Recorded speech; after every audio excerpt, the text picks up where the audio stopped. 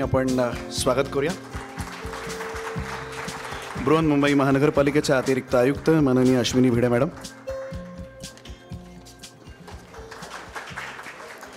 मला वाटतं आपण आता सुरुवात करायला हरकत नाही.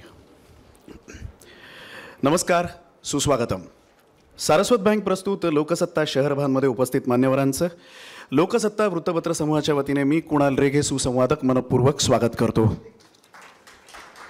या कार्यक्रमाचे सहप्रायोजक आहेत वीणा वर्ल्ड आणि हिरा नंदानी. एकदा जोरदार टाळ्या ह्या सगळ्या प्रायोजकांसाठी होऊ दे. कसं आहे, अलीकडच्या काळामध्ये अशा उपक्रमांना आधी मुळात प्रायोजक उभं राहणं पाठीशी हे फार कठीण आहे. पण ही सगळी मंडळी जी आहेत ती व्यवसायाच्या भाषेमध्ये खरं तर आपण त्यांना प्रायोजक म्हणतो, पण मुळात हे सगळे लोकसत्ताचे वाचक आहेत आणि म्हणून हे सगळे आपल्यासोबत उभे राहतात. आणि हे उभे राहतात म्हणून असे कार्यक्रम उपक्रम जे आहेत ते करणं अधिक सोयीचं असतं. तेव्हा एकदा जोरदार टाळ्या ह्या सगळ्यांसाठी झाल्या पाहिजे. धन्यवाद. कसं आहे, मुंबईचा एक इतिहास आहे, जेमतेम 400-500 वर्षांचा आहे तो. उत्तम सोयीचं नैसर्गिक बंदर एवढीच या बंदराची पूर्वी ख्याती होती. मग नंतर प्रचंड बदल होत गेला. उत्तरेतील शहरांसारखे प्राचीन ऐतिहासिक वैभव नसताना सुद्धा एकाच वेळी भिन्न प्रकृती, संस्कृतीच्या 18 पगड जाती धर्माच्या लोकांना बरोबर घेऊन सुखनैव नांदणारं शहर, व्यापार उद्योगधंद्यांचे धाडसी नेतृत्व करणारं शहर, सार्वजनिक हिताची कळकळ असणारे, शेजारधर्म जागवणारे, कलापारखी, सुसंस्कृत, सुधारणावादी बुद्धिमंतांचं शहर आणि सर्वात महत्त्वाचं म्हणजे मागाल ते देणारं शहर, जागेपणी स्वप्नपूर्ती करणारं शहर आणि जगाच्या पाठीवरील अशा पद्धतीचं एकमेव शहर म्हणजे मुंबई, अशी ह्या मुंबई शहराची ओळख होती, आजही आहे आणि पुढेही ती असेल, यात मात्र शंका नाही.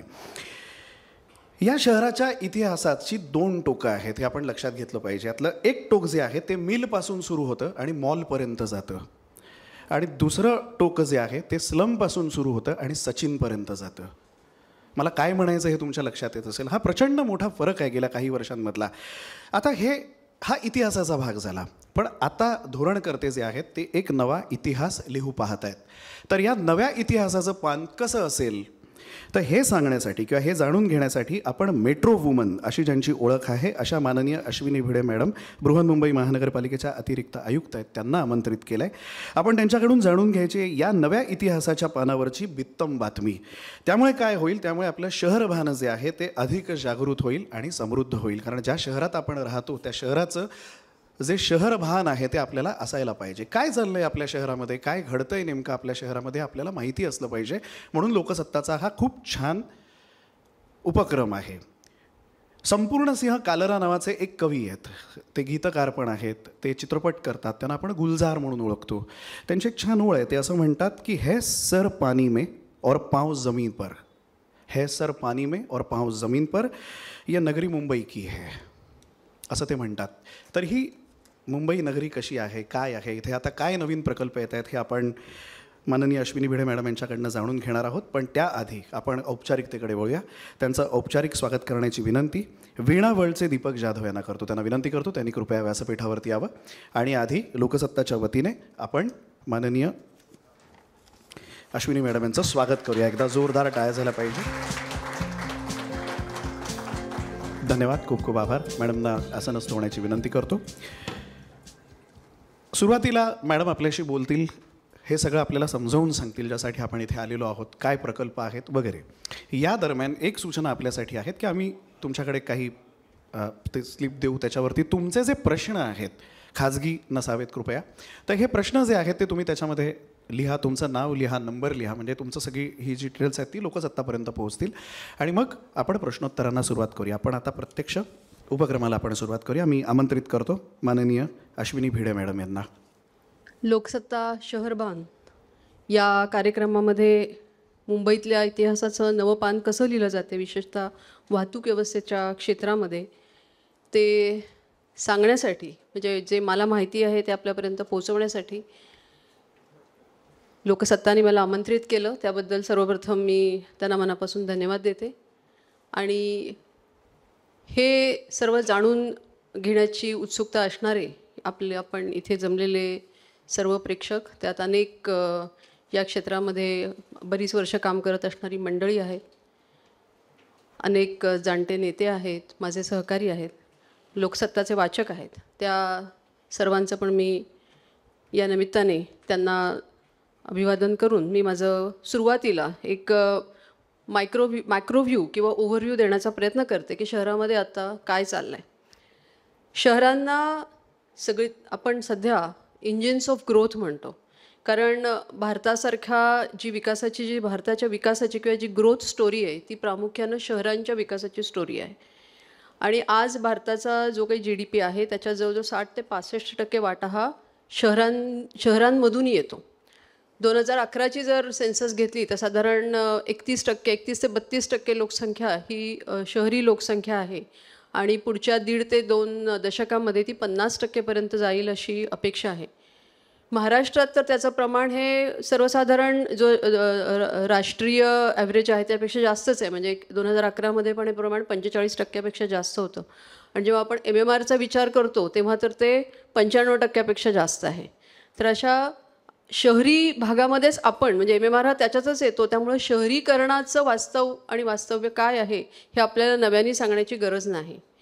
पण हेही लक्षात घेतलं पाहिजे की भारत ज्या ग्रोथ ट्रॅजेक्टरीमध्ये आहे त्याच्यामध्ये वाढ होणार आहे, तर शहरीकरण हे अपरिहार्य आहे आणि शहरीकरण हे विकासाचं कारण पण आहे आणि विकासाचा परिणाम पण आहे. त्यामुळे या शहरीकरणाचं व्यवस्थापन कसं करायचं, how to manage the urbanisation that too in a climate resilient आणि सस्टेनेबल वे, हे आज आपल्या सगळ्यांच्या पुढचं चॅलेंज आहे. कारण जेवढं शहर वाढतं तेवढं आपण बघतो गेली अनेक वर्ष म्हणजे जवळजवळ गेली 15 वर्ष मी अर्बन इन्फ्रास्ट्रक्चर या सेक्टरमध्येच आहे. 2008मध्ये मी पहिल्यांदा MMRDAमध्ये आले. MMRDAत 5-5.5 वर्ष काम केलं.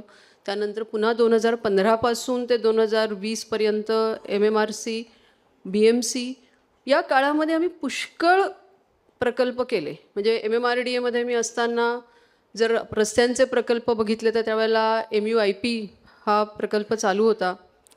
रस्त्याची बरीच कामं म्हणजे eastern express highway, western express highway झाले होते, परंतु त्याच्यावरची सगळे फ्लायओव्हर्स त्या काळात झाले. 2008पासून AGLR Andheri Ghatkopar link road झाला.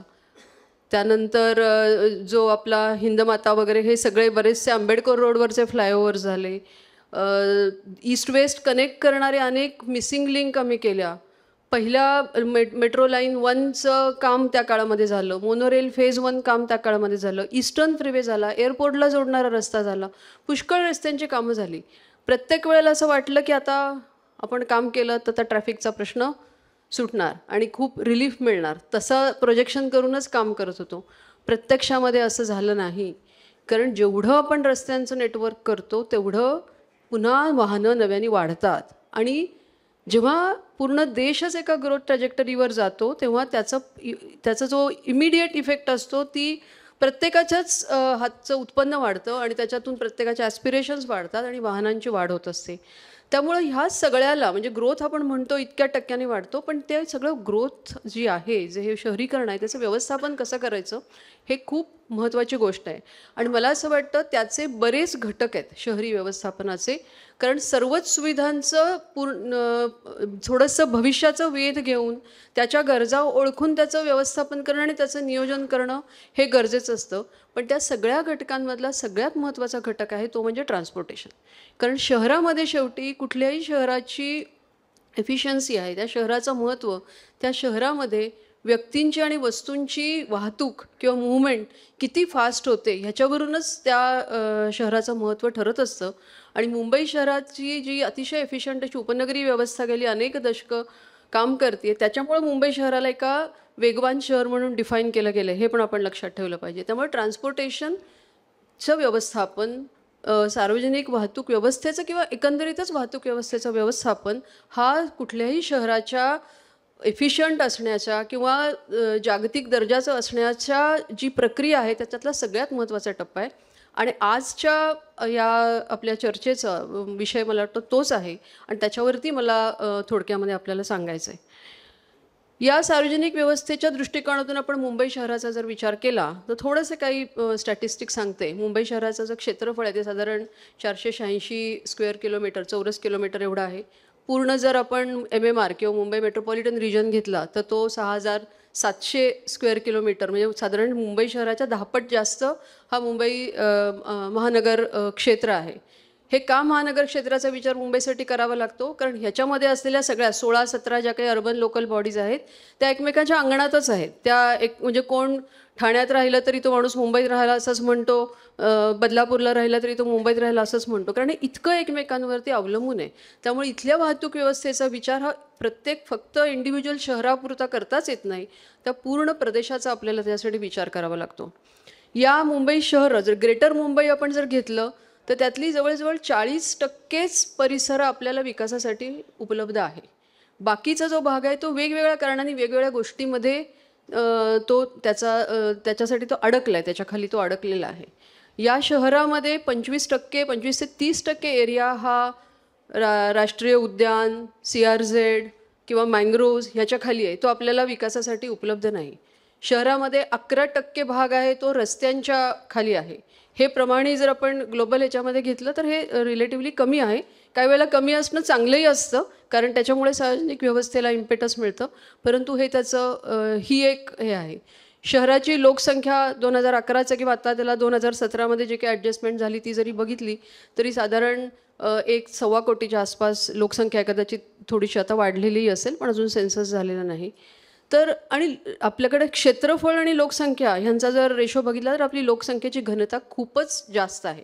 आता ह्या सगळ्या पार्श्वभूमीवर मुंबई शहर एक आर्थिक राजधानी आहे. ह्याच्यामध्ये तिथला सर्व्हिस सेक्टर हा खूप जास्त मोठा आहे. हे शहर इन्कम टॅक्समध्ये सगळ्यात जास्त आपल्या कॉन्ट्रीब्युशन आहे. त्यामुळे इथली जी इकॉनॉमिक ॲक्टिव्हिटी आहे ती खूप जास्त महत्त्वाची आहे. अशा सगळ्या पार्श्वभूमीवर आपल्याला इथली सार्वजनिक वाहतूक व्यवस्थेचं नियोजन करायचं आहे. आणि मुंबई शहराचं वैशिष्ट्य असं होतं की ब्रिटिशांनी फार पूर्वी आपल्यासाठी उपनगरीय सेवा सुरू करून ठेवली. ज्या वेळेला मुंबईचा विकास किती होणार आहे, पुढे भविष्यामध्ये काय होणार आहे याची कुठलीही कल्पना नसताना त्यांनी खूप मोठी एक मुंबईकरांची सोय त्यावेळेला केली. आणि किंबहुना आज आपण जे ट्रान्झिट ओरिएंटेड डेव्हलपमेंट ही कॉन्सेप्ट पुन्हा पुन्हा वापरली जाते ती एका अर्थाने त्याच वेळेला मुंबई शहराने वापरलेली आहे. कारण मुंबई शहराची सगळी इकॉनॉमिक ॲक्टिव्हिटी जर आपण बघितली तर उपनगरीय सेवेची जी काही स्टेशन्स आहेत त्याच्या अवतीभोवती झालेली आपल्याला दिसते. आणि त्यामुळं आपल्याकडे जेवढ्या काही सेंट्रल लाईन होती किंवा वेस्टर्न लाईन आहे त्याच्या भोवतीच आपल्याला सगळी मोठ्या प्रमाणावरती याची ही सगळी व्यापारी केंद्र म्हणतो आपण, ज्याला बिझनेस डिस्ट्रिक्ट्स म्हणतो, ते विकसित झालेले आहेत किंवा रेसिडेन्शियल एरियाजसुद्धा त्याच्याभोवती विकसित झालेले आहेत.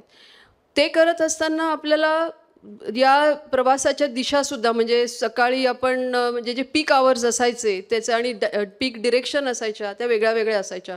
कारण सगळी शहराची पूर्ण जी काही जडणघडण होती ती त्याच्या भोवती होती.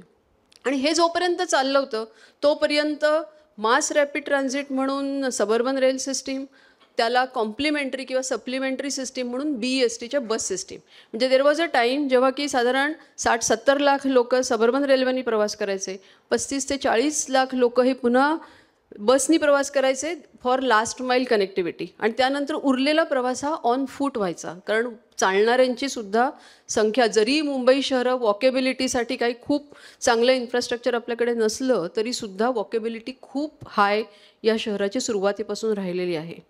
परंतु काळ गेला आणि त्याच्यानंतर असं झालं की मुंबई शहरात साऊथ मुंबई किंवा नरिमन पॉईंट हे सेंट्रल बिझनेस डिस्ट्रिक्ट आणि सगळ्यांनी सकाळी तिकडे यायचं आणि संध्याकाळी परत जायचं, हा जो एक नित्यनियम होता तो बदलला over a period of time. अनेक नवीन लँड्स ज्या होत्या त्या अनलॉक झाल्या आणि नवीन सेंट्रल बिझनेस डिस्ट्रिक्ट्स वेगवेगळ्या ठिकाणी तयार झाले. त्यातला पहिला होता तो BKC, बांद्रा कुर्ला कॉम्प्लेक्स. तिथे एक वेगळं मॅग्नेट त्यावेळेला जाणीवपूर्वक ते बसवण्यात आलं. बरीचशी ऑफिसेस तिकडे शिफ्ट झाली आणि त्याच्यानंतर थोडासा दक्षिण मुंबईवरचा भार थोडा कमी झाला. त्यानंतर त्याहीपेक्षा कितीतरी नवीन एरियाज, मग लोअर परेल असेल किंवा अंधेरी असेल, मरोळ मरोशी हा भाग असेल, कितीतरी एरिया नव्यांनी वेगवेगळ्या ॲक्टिव्हिटीसाठी कार्यान्वित झाले. मिल लँड्स होत्या त्या वेगळ्या पद्धतीने डेव्हलप झाल्या.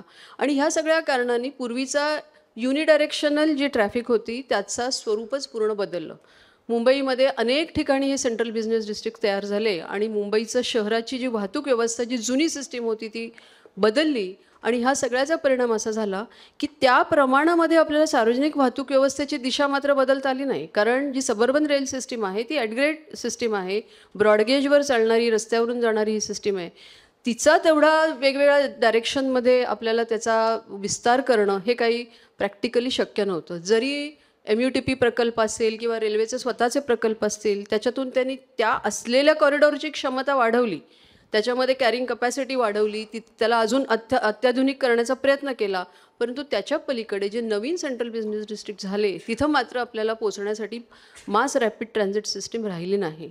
आणि त्याचा परिणाम असा झाला की मोठ्या प्रमाणावरती मुंबईमध्ये वाहनांची वाढ झाली. कारण शेवटी त्या ठिकाणी आता मरोळला पोचायचं असेल किंवा अजून कुठे अशा ठिकाणी पोचायचं आहे, सिप्स एरियाला पोचायचं आहे, तर आपल्याला रस्त्याच्या वाहतुकीशिवाय पर्यायच राहिला नाही.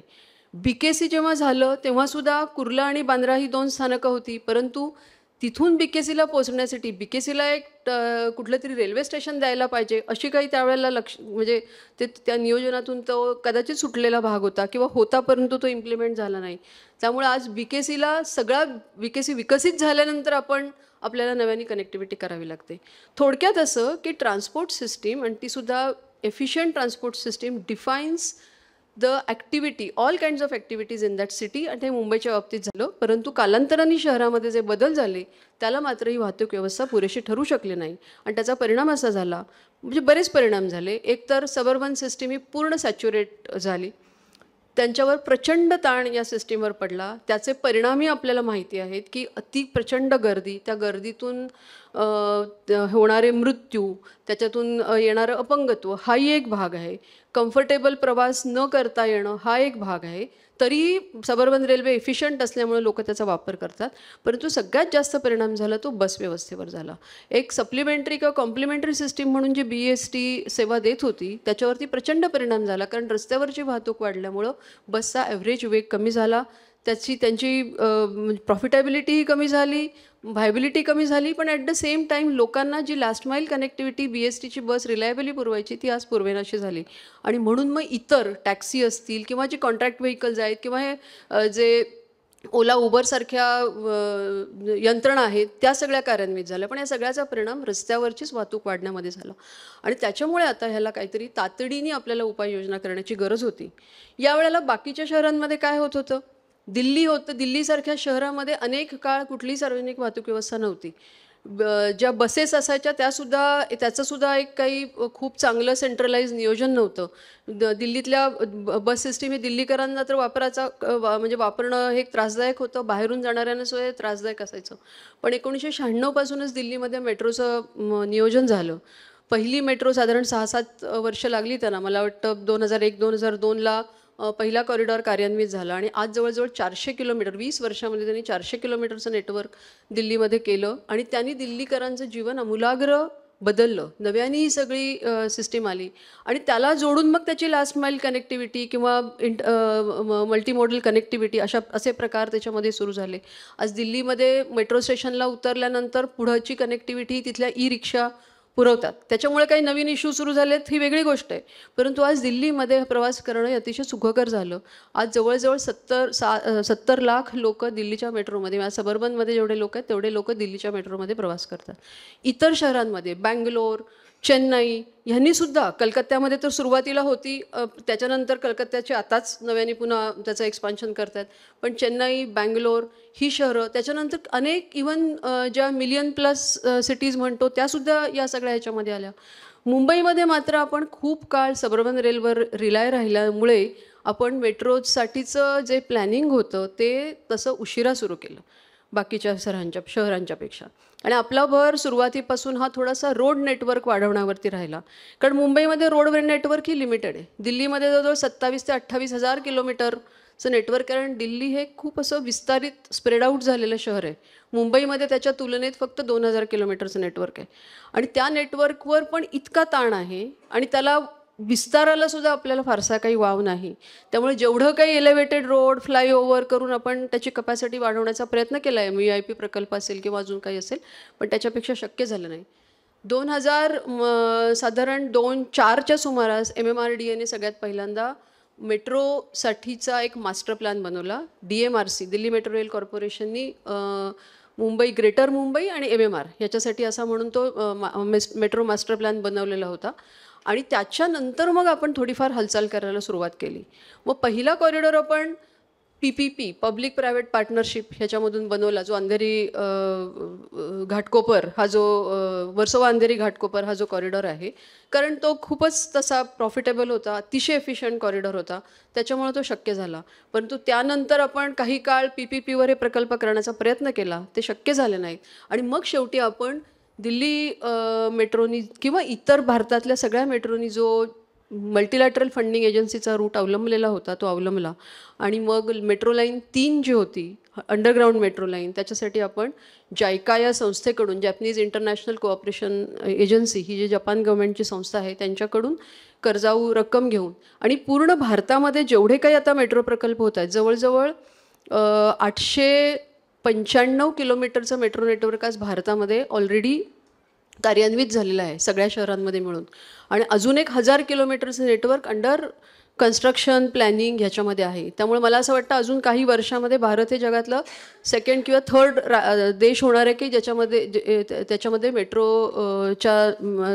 नेटवर्कची जी लेंग्थ आहे त्या पॅरामीटरवरती. त्यामुळे सगळ्या शहरांमध्ये आता ह्या मेट्रोची मूव्हमेंट सुरू झाली आहे.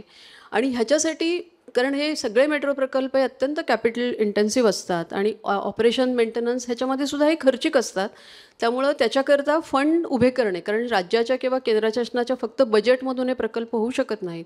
आणि ह्याच्यासाठी त्याची पण एक इकोसिस्टीम तयार झाली आहे. जायका असेल किंवा काही फ्रेंच इन्स्टिट्यूट आहेत, काही जर्मन इन्स्टिट्यूट आहेत, हे सगळे कमी दरामध्ये कर्ज उपलब्ध करून देतात. त्यांचे मोरेटोरियम किंवा रिपेमेंट पिरियड असतात ते खूप लांब असतात. त्याच्यामुळे मेट्रो जेव्हा रेव्हेन्यू मिळवायला लागते त्याच्यातून मग हे त्यांना परतफेड करणं शक्य होतं. केंद्र शासन, राज्य शासनसुद्धा वेगवेगळ्या मार्गाने, म्हणजे ट्रान्झिट ओरिएंटेड डेव्हलपमेंटची कॉन्सेप्ट असेल किंवा ती आता नागपूर पुणे शहराला लागू केली त्यांनी, किंवा आपल्या स्टॅम्प ड्युटीवरती काही अधिभार लावणं, ह्याच्यातून जे ट्रान्सपोर्टसाठी किंवा ट्रान्सपोर्ट इन्फ्रास्ट्रक्चर जे कॅपिटल इंटेन्सिव्ह आहे त्याच्यासाठी थोडं वेगळे फंड तयार करणं, हे सगळं आता करायला सुरुवात झाली. याची खूप चर्चा राष्ट्रीय पातळीवर, राज्याच्या पातळीवर होते.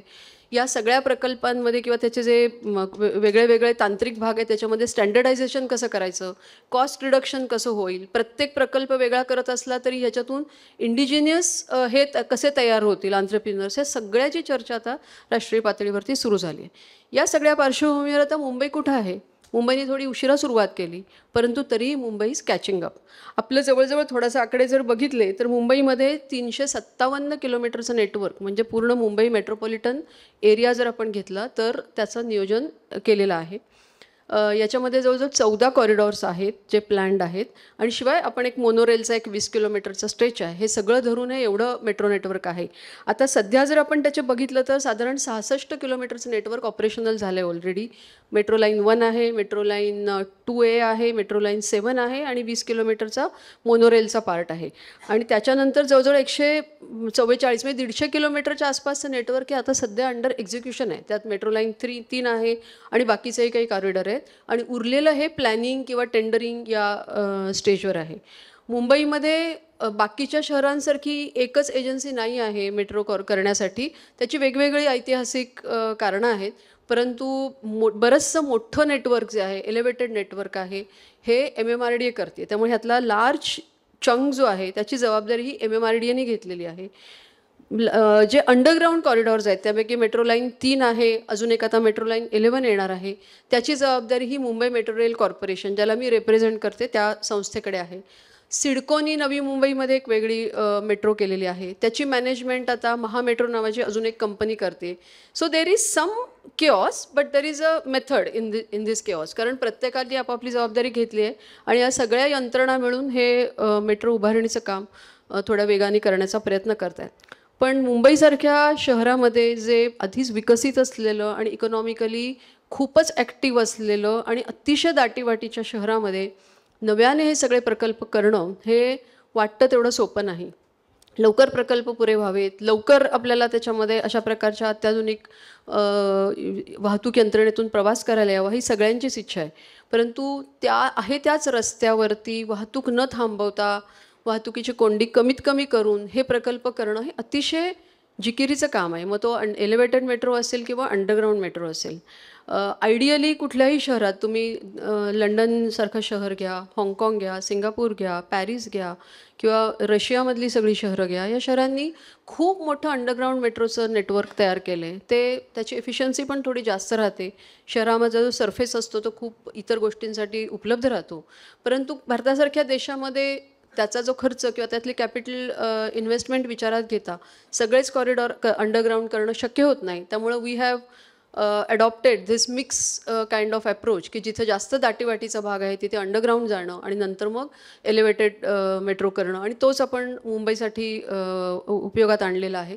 यापैकी लाईन 3 हा प्रकल्प असा आहे की जी आयलंड सिटीमध्ये किंवा मुंबई ज्याला साऊथ मुंबई म्हणतो तिथं जाणारा हा एकमेव कॉरिडॉर आहे. दुसरा कुठला तिथे जात नाही.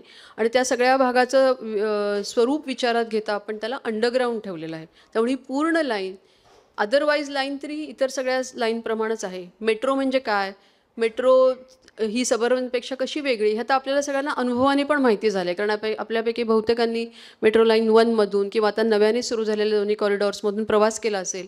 भारतातल्या किंवा भारताबाहेरच्या अन्य देशांमध्ये सुद्धा प्रवास केला असेल. त्यामुळं मेट्रोचं तंत्रज्ञान कुठलं, ते कसं नॉर्मल रेल्वेपेक्षा वेगळी, हे आता आपल्याला सगळ्यांना माहिती आहे. पण मेट्रो 3चं वैशिष्ट्य काय आहे तर ही पूर्णपणे अंडरग्राऊंड आहे. सो 33.5 किलोमीटरचा हा कॉरिडॉर हा कप परेडपासून ते आरेपर्यंतचा, ज्याच्यामध्ये 26 भूमिगत स्थानक आहेत, अंडरग्राऊंड स्टेशन्स आहेत, आणि एक आरेचं स्टेशन आहे, ते जमिनीवरचं स्टेशन आहे, असा हा कॉरिडॉर आहे. आणि ह्याच्यामध्ये 2 स्टेशनमध्ये साधारण म्हणजे 1 किलोमीटर अंतरावरती 2 स्टेशन्स असतात. सबअर्बन रेल्वे आणि मेट्रोमध्ये फरक एवढाच आहे की सबअर्बन रेल्वेची स्टेशनमध्ये अंतरं जास्त असतात. त्यामुळे तुम्हाला लास्ट माईल कनेक्टिव्हिटीसाठी अजून एक मोड घ्यावा लागतो. तेच जर तुम्ही मेट्रो स्टेशन बघितली तर 2 स्टेशनमध्ये जेमतेम 1 किलोमीटरचं अंतर असतं. त्यामुळं स्टेशनच्या मध्यात जर आपण कुठे उभे राहिलं तर दोन्ही बाजूला 500 मीटरपर्यंत म्हणजे वॉकेबिलिटीनी आपण लास्ट माईल कनेक्टिव्हिटी घेऊ शकतो. त्यामुळे बरेच जण असा प्रश्न विचारतात नेहमी मला की तुम्ही स्टेशनचं प्लॅनिंग कसं केलं आहे, त्याच्याभोवती पार्किंग केलं आहे का, त्याच्याभोवती अजून काही दिलं आहे का. तर मला असं वाटतं ही कॉन्सेप्टच आता हळूहळू काढून टाकली पाहिजे. मेट्रो स्टेशनच्या आसपास खूप मोठ्या पार्किंगची आवश्यकता लागताच कामा नये. कारण हे सगळं पूर्ण नेटवर्क पूर्ण होतं तेव्हा तसं होतं. कारण तुम्ही चालत त्या स्टेशनपर्यंत जाणं अपेक्षित आहे. नव्याने पुन्हा आपल्याला वेगळं हे करण्याची त्याच्यात गरज पडली नाही पाहिजे अशा पद्धतीने मेट्रोचं नियोजन असतं. परंतु तरीसुद्धा ही last mile connectivity, multimodal connectivity, station area planning हे सगळे घटक महत्त्वाचे ठरतातच. पण मुंबईमध्ये असं होतं की मेट्रो किंवा कुठला प्रोजेक्ट करेपर्यंतच एवढी दमछाक होते सगळ्यांची, करणाऱ्यांची पण आणि जे बघतात त्यांची पण, की शेवटी तो एकदा प्रकल्प सुरू करा आणि बाकीच्या गोष्टी नंतर येतील असं होतं. परंतु प्रत्यक्षात तशी अंमलबजावणी होत नाही. तुम्हाला खूप आधीपासून बऱ्याच गोष्टींचं नियोजन करावं लागतं. तर मुंबई मेट्रो लाईन 3 हा प्रकल्प खूप आधीपासून चर्चेच होता. म्हणजे अगदीच त्याची हिस्ट्री सांगायची झाली तर 1962च्या डेव्हलपमेंट डॉक्युमेंटमध्ये पण त्याचा उल्लेख आहे. प्रत्यक्षामध्ये मात्र त्याच्यावर काम 2011मध्ये सुरू झालं. 2011ला त्याचा DPR तयार झाला. मग त्याच्यावर बरीच चर्चा झाली की हा PPPवर करायचा, कसा करायचा, आणि फायनली त्याचं जी कॉम्प्लेक्सिटी होती, त्याच्यातली गुंतागुंत, त्याला लागणारी भांडवली गुंतवणूक, हे सगळं विचारात घेता हा जायका फंडिंग मोडनी करायचं असं ठरलं. आणि मग त्याच्यासाठी केंद्र शासन आणि राज्य शासन या दोघांकडून ठराविक इक्विटी, सबऑर्डिनेट डेट म्हणजे फंडिंग एजंटचं त्याचे काही स्ट्रक्चर तयार केलं गेलं आणि जायकाचं लोन ह्याच्यातून हा प्रकल्प करायचा निर्णय घेतला गेला. मग त्याचं 2013मध्ये जायकाबरोबर लोन ॲग्रीमेंट सही झालं. कारण हे सगळं करणं, सांगणं सोपं आहे, परंतु त्याची प्रक्रिया खूप मोठी असते. कारण तुम्ही जेव्हा प्रकल्प करता, तो गव्हर्नमेंट ऑफ इंडियाला पोच करता, तेव्हा प्रत्येक स्तरावर त्याची स्क्रुटिनी होते. त्याची व्हायबिलिटी, त्याची उपयुक्तता, हे सगळं पुन्हा पुन्हा तपासलं जातं. एवढी गुंतवणूक आपण करतोय ती बरोबर आहे की नाही हे पुन्हा पुन्हा पाहिलं जातं. आणि त्यामुळे पहिल्यांदा राज्य शासनाच्या कॅबिनेटनी त्याला अप्रुव्हल द्यावं लागतं. मग केंद्र शासनाच्या कॅबिनेटनी अप्रुव्हल द्यावं लागतं. त्या कॅबिनेटपर्यंत जाण्यासाठी पण हजारो टप्पे आम्हाला ओलांडावे लागतात. ते सगळं झाल्यानंतर जायकाबरोबर लोन ॲग्रीमेंट होतं. ते 2013ला झालं. 2014ला या कंपनीचं फॉर्मेशन झालं. कारण 2 शासनांचे समभाग असलेली वेगळी कंपनी केल्याशिवाय आपल्याला हे पैसे मिळू शकत नाहीत. मग त्याच्यानंतर प्रत्यक्ष 2014मध्ये टेंडरिंग प्रोसेस सुरू झाली. ती 2016पर्यंत चालली. कारण हा खूप मोठा प्रकल्प होता. सुरुवातीची त्याची कॉस्ट 23,000 साधारण 23,000+ कोटींची होती आणि आता ती जवळजवळ 37,700 कोटी एवढी झालेली आहे मधल्या काळामध्ये.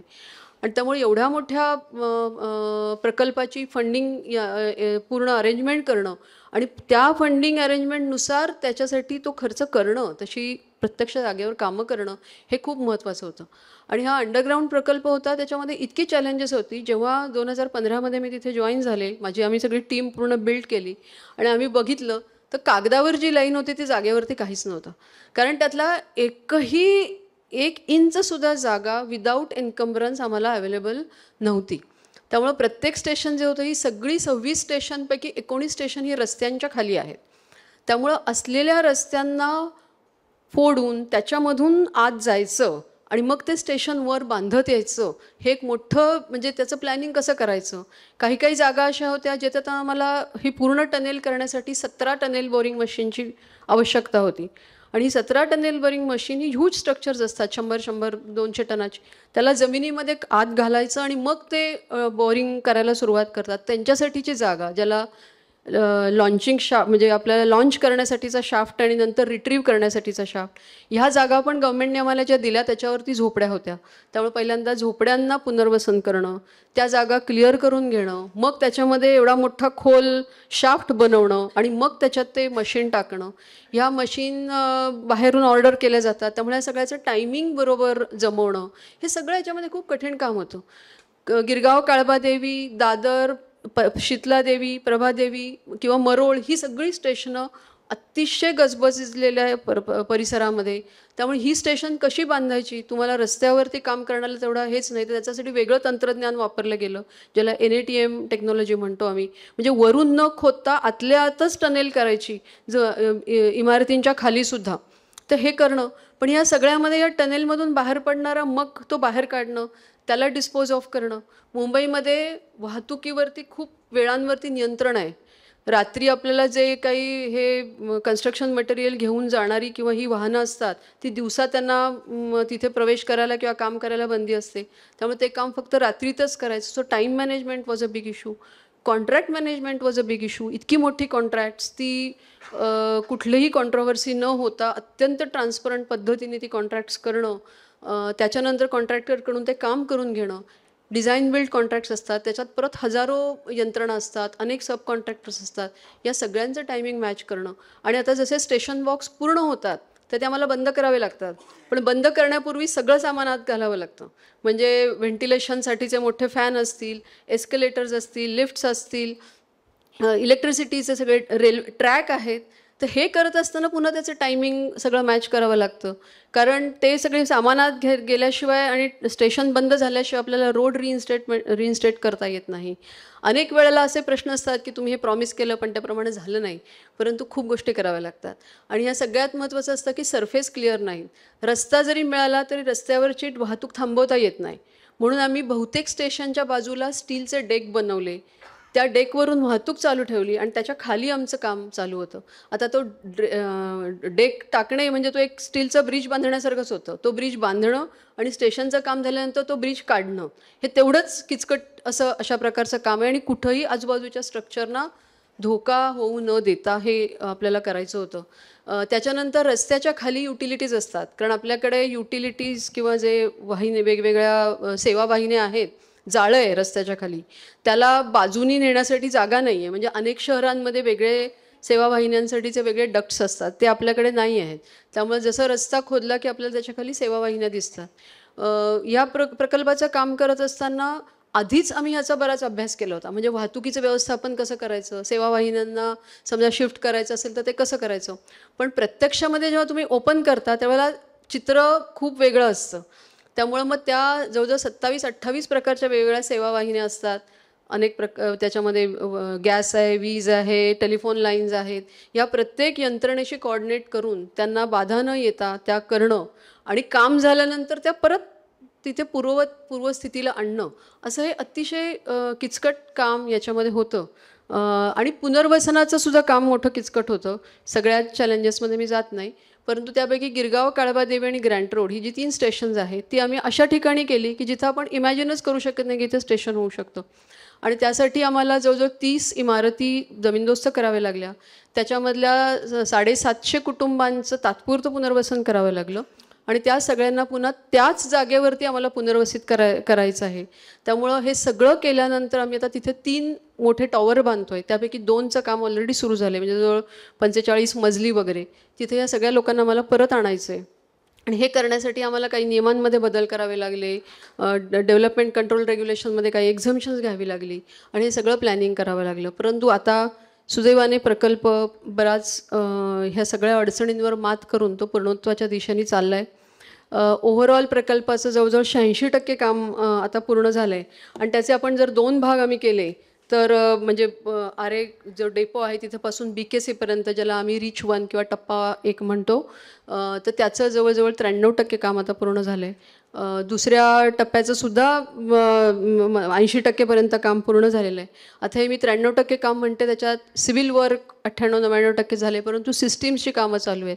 ओव्हरऑल 70% काम झाले, परंतु अजून काही ठिकाणी व्हेंटिलेशनचं काम आहे, लिफ्ट एस्कलेटर्स आहे, कारण एंट्री एक्झिटची कामं काही ठिकाणी अजून चालू आहेत. ट्रॅकचं काम आमचं तिथलं 100% पूर्ण झाले. ओव्हरहेड कॅटेनरी सिस्टीम म्हणतात, ज्याच्यातून इलेक्ट्रिक सप्लाय त्या ट्रेनना होतो, तो असतो. प्रत्येक ट्रेन स्टेशनवरती ऑक्झिलरी सबस्टेशन असतं. पूर्ण स्टेशन लाईनला पॉवरिंग करावं लागतं, एनर्जाईज करावं लागतं, त्यासाठीची यंत्रणा असते.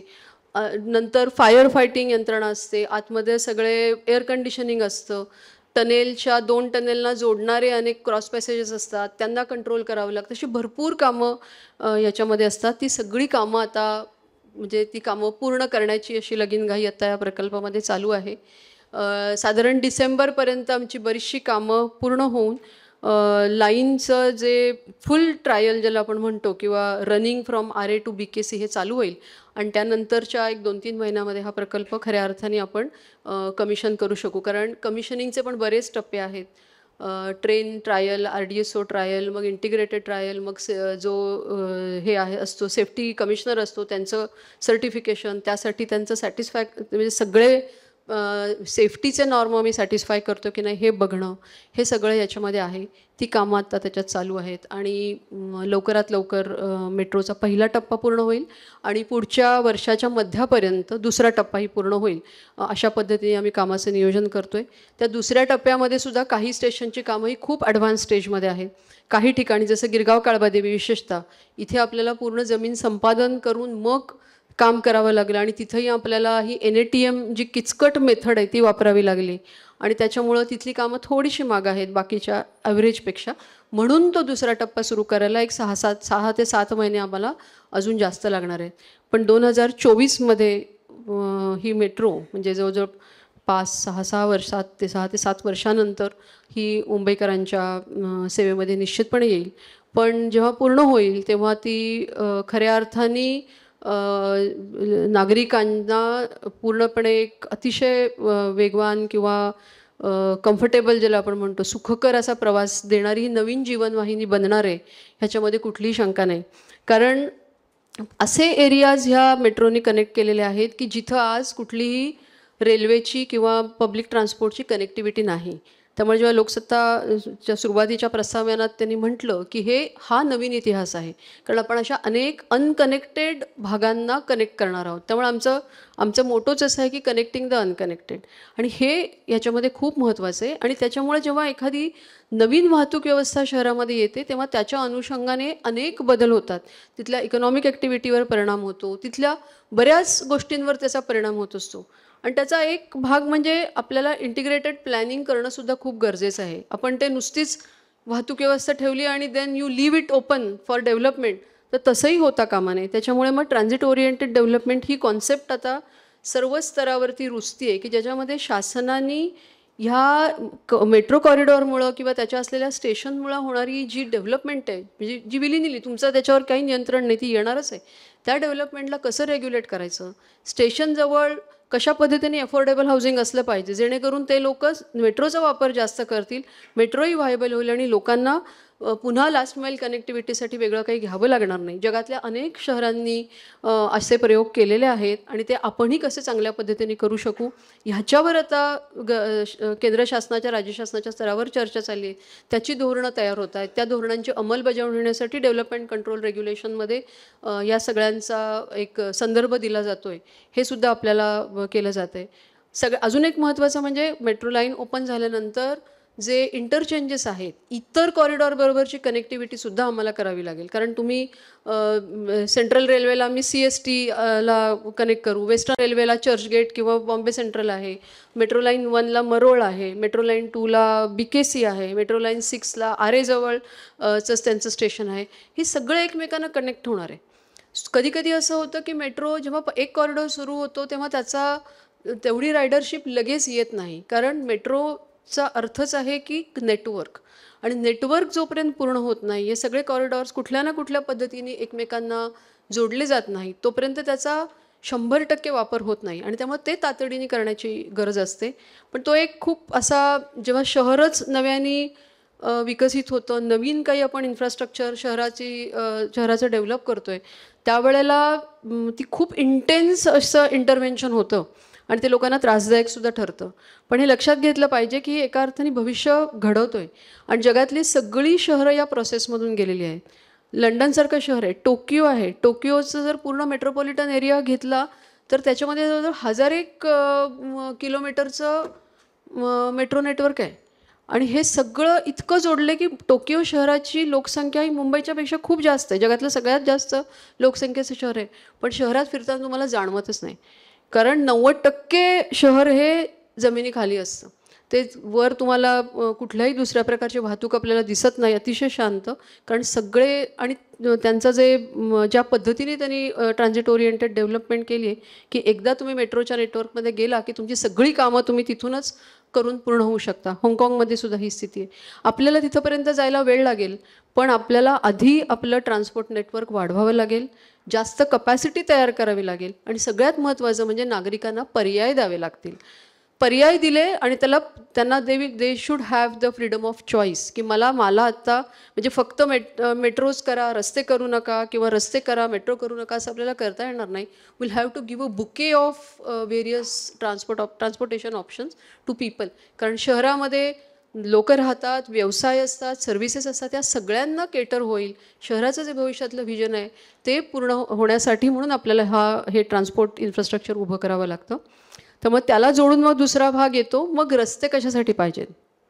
कारण अनेक वेळेला there are some votaries of public transport ज्यांना असं वाटतं की रस्त्यांवर मग खर्च केला नाही पाहिजे. मला असा अनेक वेळा, कारण मी मुंबई म्युनिसिपल कॉर्पोरेशनकडून कोस्टल रोड प्रोजेक्टचं काम पण बघते. त्यामुळे जेव्हा त्याच्याबद्दल चर्चा सुरू होते तेव्हा लोक तिथं खूप चिडलेले असतात की तुम्ही कोस्टल रोड करताच का, तिथं फक्त पब्लिक ट्रान्सपोर्ट प्रोजेक्टच असला पाहिजे. कोस्टल रोड करून तुम्ही आमचा सी शोअरवरती परिणाम केला, ह्याच्यावर परिणाम केला. परंतु एक लक्षात घेतलं पाहिजे की शहरातल्या सगळ्या ज्या ट्रिप्स असतात, सगळ्या ज्या वाहतूक हे होतात, त्या काही फक्त पब्लिक ट्रान्सपोर्टवर होत नाहीत. तुम्हाला रोड इन्फ्रास्ट्रक्चर आणि रस्त्यांची वाहतूकसुद्धा तेवढीच ठेवावी लागते. कारण 100% लोक पब्लिक ट्रान्सपोर्टवर येऊ शकत नाही. ते आलं तर तेवढी मोठं पब्लिक ट्रान्सपोर्ट आपल्याकडे असू शकत नाही. आणि त्यामुळे you will have to have a judicious combination of road infrastructure and mass rapid transit infrastructure. आणि मुंबईचं मी मगाशीच उदाहरण दिलं की दिल्लीसारख्या शहराच्या 10 ते 20% सुद्धा आपल्याकडे रोड नेटवर्क नाही आहे. जेव्हा की पॉप्युलेशनमध्ये फार काही फरक नाही आहे. दिल्लीची पॉप्युलेशनपेक्षा जास्त आहे थोडी, परंतु ती इतकी पण जास्त नाही आहे. त्यांचा जर रेशो बघितला तर त्या मानाने आपल्याकडे रोड नेटवर्क खूपच कमी आहे. आणि शहरामध्ये वस्तूंच्या वाहतुकीसाठी अनेक कारणासाठी आपल्याला रोड नेटवर्क लागतं, आणि म्हणून रोड करणंसुद्धा आवश्यक आहे. आणि मुंबई शहरामध्ये असलेलं रोड नेटवर्क वाढवण्यासाठी खूप उपाय आपल्याकडे नाही आहेत. कारण रस्ते आपण किती वाईड करणार, त्याला एक मर्यादा आहे. नवीन रस्ते करण्यासाठी आपल्याकडे तेवढी जागाच नाही आहे. आणि अशा कारण आपल्याला इतर गोष्टींसाठी आपल्याला मोकळी जागा लागते, आपल्याला झाडं लावण्यासाठी जागा लागते. जगातल्या इतर अनेक शहरामध्ये बघितलं असेल ज्यांनी कधी जी शहरं व्हिजिट, त्यांच्या रोड साईड ट्रीज नसतात. तुम्ही जर कितीही बघा, तुम्ही there are no road side trees. ते ट्रीज हे मध्ये मध्ये गार्डन्स करून, पार्क्स करून केलेले असतात, किंवा शहराच्या बाहेर खूप मोठं, किंवा शहराच्या असे इंटरिम ह्याच्यामध्ये खूप मोठी पार्क्स असतात. आपल्याकडे रोड साईड ट्रीजसुद्धा खूप मोठ्या प्रमाणावर आहे, म्हणजे खूपच जास्त आहे. त्यामुळे अशा परिस्थितीत आपल्याला सगळ्यालाच जागा लागते. त्यामुळे रोड वायडनिंग करायला एक मर्यादा असते. म्हणून आपण आता काही ठिकाणी एलिव्हेटेड रोड्स घेतो, किंवा कारण असलेल्या रोडची कपॅसिटी आपण ज्याला लेवल वेगळ्या वेगळ्या सेपरेट करून मोडल सेपरेशन करून आपण हे करण्याचा प्रयत्न करतो. आणि मग त्याचाच एक भाग आहे की आपल्या कोस्टचा वापर करून कोस्टला एक कोस्टल रोड तयार करण्याची एक यंत्रणा. अनेक वेळेला कोस्टवरून म्हणजे वॉटर ट्रान्सपोर्ट का नाही असाही प्रश्न येतो, परंतु मुंबईचा जो विशेषतः पश्चिम किनारा आहे पश्चिमेचा, तो वॉटर ट्रान्सपोर्टसाठी खूप सुटेबल नाही आहे. कारण त्याचं वेदर कंडिशन्स आहेत किंवा इतर अनेक गोष्टी आहेत ज्याच्यामुळे वर्षभराची वॉटर ट्रान्सपोर्ट होऊ शकत नाही. त्याची व्हायबिलिटी इज अ मेजर इश्यू. त्यामुळे पूर्वी अनेक प्रयत्न झाले परंतु ते सक्सेसफुल होऊ शकत नाही. ईस्टर्न जो शोर आहे तिथे मात्र वॉटर ट्रान्सपोर्ट जे आहे ते आपल्याला चालू शकतं आणि त्याची आत्ता ते इन्फॉर्मल सेक्टरमध्ये फॉर्मल सेक्टरमध्ये ते चालू पण आहे. पण वेस्टर्न कोस्टला आपल्याला म्हणूनच मोठ्या प्रमाणावरती आयदर कोस्टल रोड किंवा सी लिंक असं करून आपण एक मोठा रूट आता शासन बनवत आहे. त्याच्यामध्ये जो साऊथ पार्ट आहे तो BMCकडे आहे. म्हणजे मरीन ड्राईव्हपासून ते बांद्रावर्ली सी लिंकचं जे सदर्न टोक आहे तिथंपर्यंत, त्याच्यापासून पुढचा वर्सोवापर्यंतचा रोड तोही एक सी लिंक आहे ती, आणि काही त्याच्यात कोस्टल पार्ट आहे तो MSRDC करते. आणि त्याच्या पुढेही आता आपण विरारपर्यंत जाण्याचं नियोजन आहे. काही पार्ट MSRDC, काही पार्ट MMRDA, काही पार्ट BMC. कारण again all these are very capital intensive project. वेगवेगळ्या फंडिंग एजन्सीकडून त्याला फंड घ्यावे लागतात. त्यामुळे ह्या वेगवेगळ्या यंत्रणा हे काम करत आहेत. जो BMCकडे असलेला साऊथ कोस्टल रोड प्रोजेक्ट आहे तो त्याची लांबी जी आहे ती 10 किलोमीटरच आहे, म्हणजे मरीन ड्राईव्हपासून ते वरळीपर्यंत. परंतु त्याच्यामुळं प्रवास मात्र जो 50 मिनिटांचा प्रवास हा 10 मिनिटावर येणार आहे. कारण it's a complete access control road and it's a very very efficient alignment. त्याच्यामध्ये 2 किलोमीटरची टनेल आहे जी गिरगाव चौपाटीपासून ते प्रियदर्शनी पार्कपर्यंत म्हणजे मलबार हिलच्या खालून केलेली आहे. आणि तिथून मग पूर्णपणे हा रिक्लेम्ड लँडवरती वरळीपर्यंत गेलेला हा प्रोजेक्ट आहे. मध्ये मध्ये काही ठिकाणी ब्रिजेस येतात, जसं वरळीला बांद्रावर्ली सी लिंकला कनेक्ट करण्यासाठी असेल, किंवा हाजी अलीच्या इथे पण एक ब्रिज येतो. 111 हेक्टरचं रिक्लेमेशन आम्ही तिथं त्याच्यासाठी केलं. त्यात जवळजवळ 40 हेक्टर ज्या रिक्लेम्ड लँडवरती रस्ता बनतोय. उरलेली 70 हेक्टर जी आहे ती इन्सिडेंटल रिक्लेमेशन आहे हा रस्ता बनवण्यासाठी झालेलं. त्याचं सगळ्याचं रूपांतर अतिशय चांगल्या ग्रीन लँडस्केप्स आणि स्पेसेसमध्ये होते. त्याचंही खूप चांगलं नियोजन आता BMC करते. त्यामुळे शहराला 70 हेक्टरची एक ॲडिशनल ग्रीन स्पेस या निमित्ताने मिळणार आहे, आणि तीसुद्धा समुद्राच्या शेजारी. याच्याशिवाय मरीन ड्राईव्ह सोडून मरीन ड्राईव्हचा एक 5 किलोमीटरचा प्रॉमेनेड आपल्याकडे आहेच, पण त्याच्या व्यतिरिक्त अजून 8 किलोमीटरचं नवीन प्रॉमेनेड हे प्रियदर्शनी पार्कपासून ते वरळीपर्यंत हे नव्याने बनतं आहे. हे जवळजवळ 20 मीटर रुंदी असलेलं हे प्रॉमेनेड आहे. त्याच्यामध्ये सायकल ट्रॅक्स आणि पेडेस्ट्रियनसाठी खूप चांगल्या स्पेसेस अशा प्रकारचं नियोजन आम्ही तिथं करतो आहे. 4-4 लेन असलेला हा रस्ता, त्याच्यामध्ये 11 मीटरचं मीडियन आहे. त्यामुळे तिथेसुद्धा आपल्याला भरपूर ग्रीनरी वगैरे करणं शक्य होणार आहे. आणि ह्याला 3 ठिकाणी इंटरचेंजेस दिली आहेत. आपण हाजी अलीच्या इथे बघत असाल खूप मोठं स्ट्रक्चर उभं असलेलं, कारण त्या रस्त्यावरून 3-4 ठिकाणी खाली उतरून पुन्हा वर चढण्याची पण सोय असली पाहिजे. लोकांना वेगवेगळ्या डिरेक्शनमध्ये जाता आलं पाहिजे. त्यामुळे एक नेपियन सी रोडवरती एक इंटरचेंज आहे, एक हाजी अलीला आहे, जे हाजी अलीचं मोठं आहे 8 आर्मचं इंटरचेंज आहे, आणि एक वरळी साईडला हे 6 आर्मचं इंटरचेंज आहे. त्यामुळे लोक वेगवेगळ्या दिशांनी त्याच्यावरती येऊ शकतात. आणि साऊथ मुंबईमध्ये येण्यासाठी हा एक म्हणजे एकीकडं मेट्रोसुद्धा येते आणि दुसरीकडं हा कोस्टल रोडही आहे.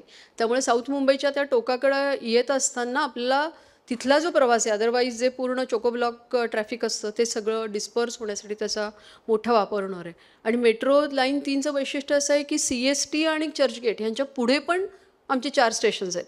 कारण तिथूनच खरा बिझनेस डिस्ट्रिक्ट पुढे सुरू होतो आणि तिथे मोठ्या प्रमाणावरती रोडवरून खूप अतिशय कंजेस्टेड असे रोड्स तिथे आहेत. त्यालाही आपण ह्याच्या निमित्ताने फ्री करतो आहे आणि हे होत आहे. त्यामुळं कोस्टल रोडचं कामसुद्धा आता जवळजवळ 82% झालं आहे. आणि साधारण फेब्रुवारी ते मे या कालावधीमध्ये टप्प्याटप्प्यामध्ये हा प्रकल्पसुद्धा कार्यान्वित होणार आहे.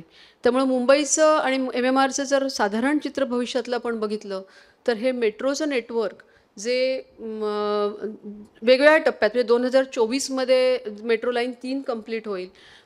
कदाचित मला असं वाटतं मेट्रो लाईन 4चा किंवा 6चा काही भाग मेट्रो लाईन 2 ही 25पर्यंत, म्हणजे पुढच्या साधारण एक 4 ते 5 वर्षात उरलेले कॉरिडॉरसुद्धा पूर्ण होतील. त्याच्या पुढच्या 5 वर्षात MMRमधले अजून काही कॉरिडॉर पूर्ण होतील. पण तुम्ही जर 2040पर्यंत आपण जर बघितलं की 2031पर्यंत काही नेटवर्क पूर्ण होणार आणि 2040पर्यंत सगळं नेटवर्क पूर्ण होणार, तर आज MMRमध्ये साधारण रोज 1,78,00,000 एवढ्या ट्रिप्स होतात. म्हणजे ज्या काही सबर्बन रेल्वेनी होतात, काही बसनी होतात, काही नॉन मोटराइज ट्रान्सपोर्टनी होतात, काही मोटराइज ट्रान्सपोर्टनं होतात. तर आपण जे सगळं मेट्रो नेटवर्क करून ह्याची कपॅसिटी म्हणजे 2040चा जर विचार केला तर ह्या अजून 90 लाखांनी या ट्रिप वाढतील एवढी कपॅसिटी आपण निर्माण करतोय. म्हणजे आज 1,78,00,000 आहेत, त्या जवळजवळ 2,70,00,000पर्यंत एवढ्या रोजच्या ट्रिप्स होतील. आज ह्या सगळ्या ट्रिप्सचा जास्तीत जास्त लोड हा सबर्बन रेल नेटवर्क घेतं. जवळजवळ 56 ते 57% ट्रिप्स ह्या उपनगरीय सेवांवर होतात. त्याच्यानंतर 25% ट्रिप्स ह्या 25 ते 30% ट्रिप्स ह्या बेस्ट बसेसवर होतात. आणि ज्या मोटराइज्ड ट्रान्सपोर्ट आहे ते जवळजवळ 35%वरती आहे. तेच जर तुम्ही 2040चा विचार केला तर सबर्बन रेलचा आज जो रोल आहे तो मेट्रो नेटवर्क घेणार आहे. मेट्रो नेटवर्कवर 50 ते 56% ट्रिप्स होणार आहेत. जवळजवळ आज सबर्बन रेल्वे 80 लाख लोकांना घेऊन जाते. मेट्रोवरती जवळजवळ 1 कोटी लोक प्रवास करू शकतील. त्यामुळे सबर्बन रेल्वेवरची जी गर्दी आहे ती थोडी कमी होईल. त्याचा रोल हा आज बेस्ट बसेसमध्ये जे 25 ते 30% ते सबर्बनवर राहील. बेस्ट बसेसचा शेअर थोडा कमी होईल. ॲब्सोल्यूट नंबरमध्ये कदाचित ते तेवढंच राहील, पण पर्सेंटेज टर्ममध्ये कमी होईल. आणि मोटराइज ट्रान्सपोर्ट हे स्टॅग्नंट होईल. पर्सेंटेज टर्ममध्ये ते अजून खाली जाईल. हे सगळं it looks like a fairy tale आणि ती आहे पण, कारण आपल्याला ते करायला खूप वेळ लागणार आहे. इट इज नॉट इझी आणि खूपच पेशन्स सगळ्यांनाच दाखवायला लागणार आहे आणि यंत्रणांना अजून एफिशियंटली काम करावं लागणार आहे. फायनान्शियल स्ट्रक्चरिंग चांगलं करायला लागणार आहे. प्रोजेक्ट इम्प्लिमेंटेशन कपॅसिटी वाढवावी लागणार आहे. त्या पद्धतीचं स्किल डेव्हलपमेंट करावं लागणार आहे. पण अशा प्रकारच्या ट्रान्सपोर्ट नेटवर्कशिवाय मुंबईला पर्याय राहणार नाही. कारण ज्या पद्धतीने ट्रॅफिक वाढते, म्हणजे आत्ता बघता बघता ईस्टर्न फ्रीवेसारखा रोडसुद्धा चोक होतो. त्यामुळे ज्या गतीने गेल्या 10 वर्षात 110% खाजगी वाहनांची संख्या वाढलेली आहे. आणि ही जर आपण असंच गेलो तर आपल्याला हा सार्वजनिक वाहतूक व्यवस्थेचा चांगला पर्याय हा द्यावाच लागेल. त्याला कुठलाही पर्याय नाही. त्याच्यामध्ये कमीत कमी अडथळे आले तर प्रकल्प जास्तीत जास्त लवकर पूर्ण होतील. तर हे भान सगळ्यांनाच ठेवावं लागेल. थोडंसं मुंबईमध्ये जर इतरत्र बघितलं तर मुंबई ट्रान्स हार्बर लिंक हा प्रकल्प आता पूर्णत्वाच्या मार्गावर आहे. त्याला जोडणारा वर्ली शिवडी कनेक्टर हा पूर्णत्वाच्या मार्गावर आहे. हे 2 प्रकल्प पूर्ण वेस्ट कोस्टला जाणारा हा कोस्टल रोड म्हणा किंवा सीलिंगचा प्रकल्प विरारपर्यंतचा, हे सगळं मेट्रो नेटवर्क ह्याच्यातून मला असं वाटतं जे काम उपनगरीय रेल्वेने 150 वर्षापूर्वी केलं तेच काम आपण आज करतोय. जे पुढचे 150 ते 200 वर्ष आपल्याला त्याचा उपयोग होऊ शकतो जर ते आपण चांगल्या पद्धतीने केलं आणि इतर काही कंट्रोल्स वापरले. कारण जेव्हा तुम्ही सगळं एफिशियंट पब्लिक ट्रान्सपोर्ट नेटवर्क कराल तर तुम्ही खाजगी वाहतुकीवर पण ती काही मर्यादा आणू शकता.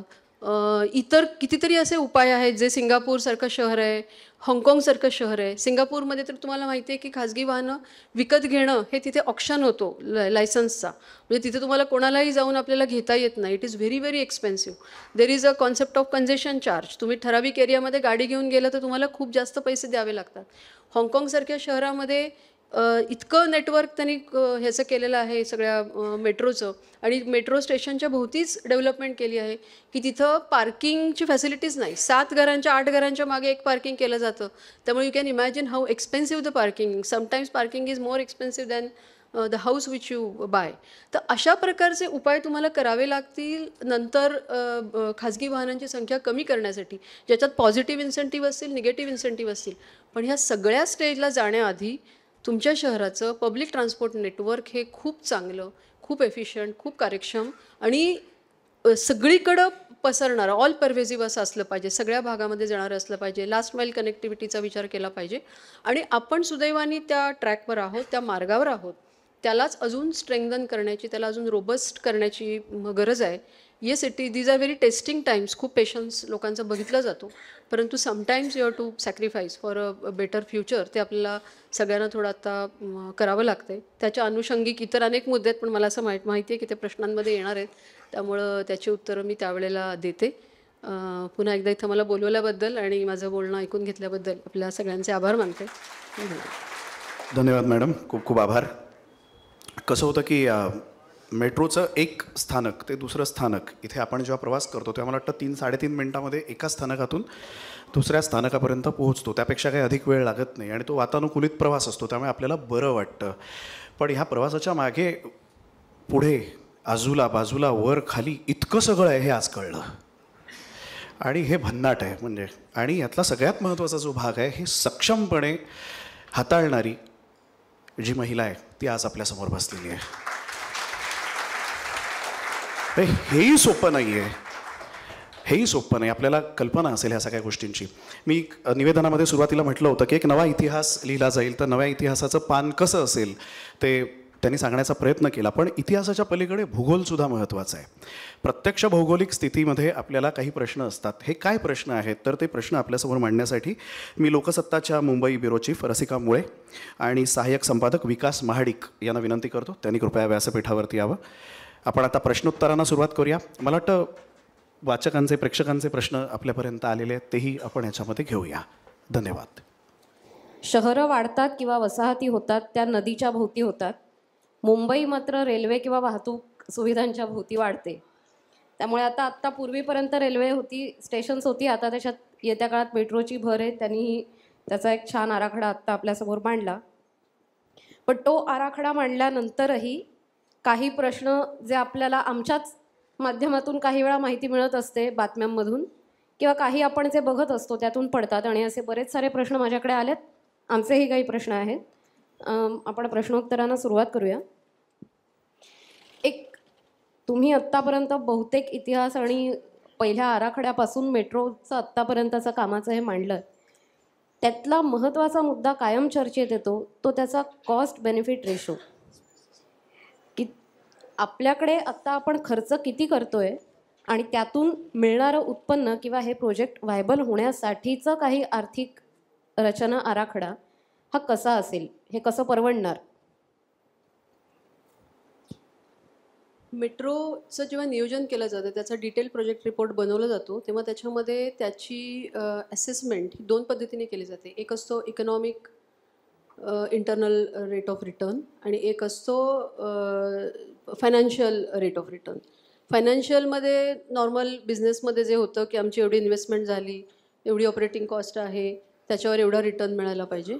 आणि इकॉनॉमिक रेट ऑफ रिटर्नमध्ये असतं की शहराला त्याचा काय फायदा होतो, समाजाला त्याचा काय फायदा होतो. म्हणजे ज्याच्यामध्ये तुमचं व्हेकल्स कमी झाल्यामुळे त्याच्यामुळे होणारं जे वाचणारं म्हणजे पोल्युशन कमी होणार आहे, किंवा लोकांना वाहतूक सुविधा फास्ट झाल्यामुळे त्यांचा इंडिव्हिज्युअली त्यांच्या कार्यक्षमतेमध्ये कशी वाढ होणार आहे, हे कॅल्क्युलेट करण्याच्या पण वेगवेगळ्या पद्धती असतात, सायंटिफिक मेथड्स असतात, त्याच्यातून ते काढलं जातं. आणि या मेट्रो प्रकल्पांचे जो आता मेट्रो लाईन 3चा जो इकॉनॉमिक IRR होता तो जवळजवळ 18% होता, जेव्हा की फायनान्शियल IRR हा 3 ते 4%च्या मध्ये. तो फायनान्शियल व्हायबिलिटी जर नुसती म्हणली तर मेट्रो प्रकल्पाची असू शकत नाही. विशेषतः कॅपिटल इन्व्हेस्टमेंट ही त्याच्यावर तुम्हाला ती रिकवर करता येत नाही.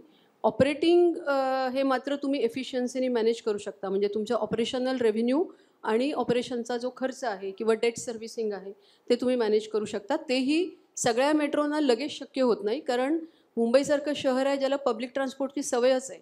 त्यामुळे तुम्ही नवीन असं चांगलं आला तर लोक त्याच्यावरती लगेच येतात. पण जी नवीन शहर आहेत, नागपूर असेल, पुणे असेल, ज्यांना खूप चांगल्या पब्लिक ट्रान्सपोर्टची सवय नाही आहे, त्यांना ती सवय लावून घ्यायला पण थोडासा वेळ लागतो. तिथं हा तेवढं रेव्हेन्यू जनरेशनला थोडा वेळ लागतो. परंतु जेव्हा मेट्रो प्रकल्पाचं डिझाईनच मुळात 120 ते 150 वर्षांसाठी केलेलं असतं, तेव्हा तुम्ही जेव्हा 100, 150, 200 वर्षाचा तुम्ही हे विचार करता त्यावेळेला ह्याच्यामध्ये फायनान्शियल व्हायबिलिटीचा मुद्दा अत्यंत गौण ठरतो.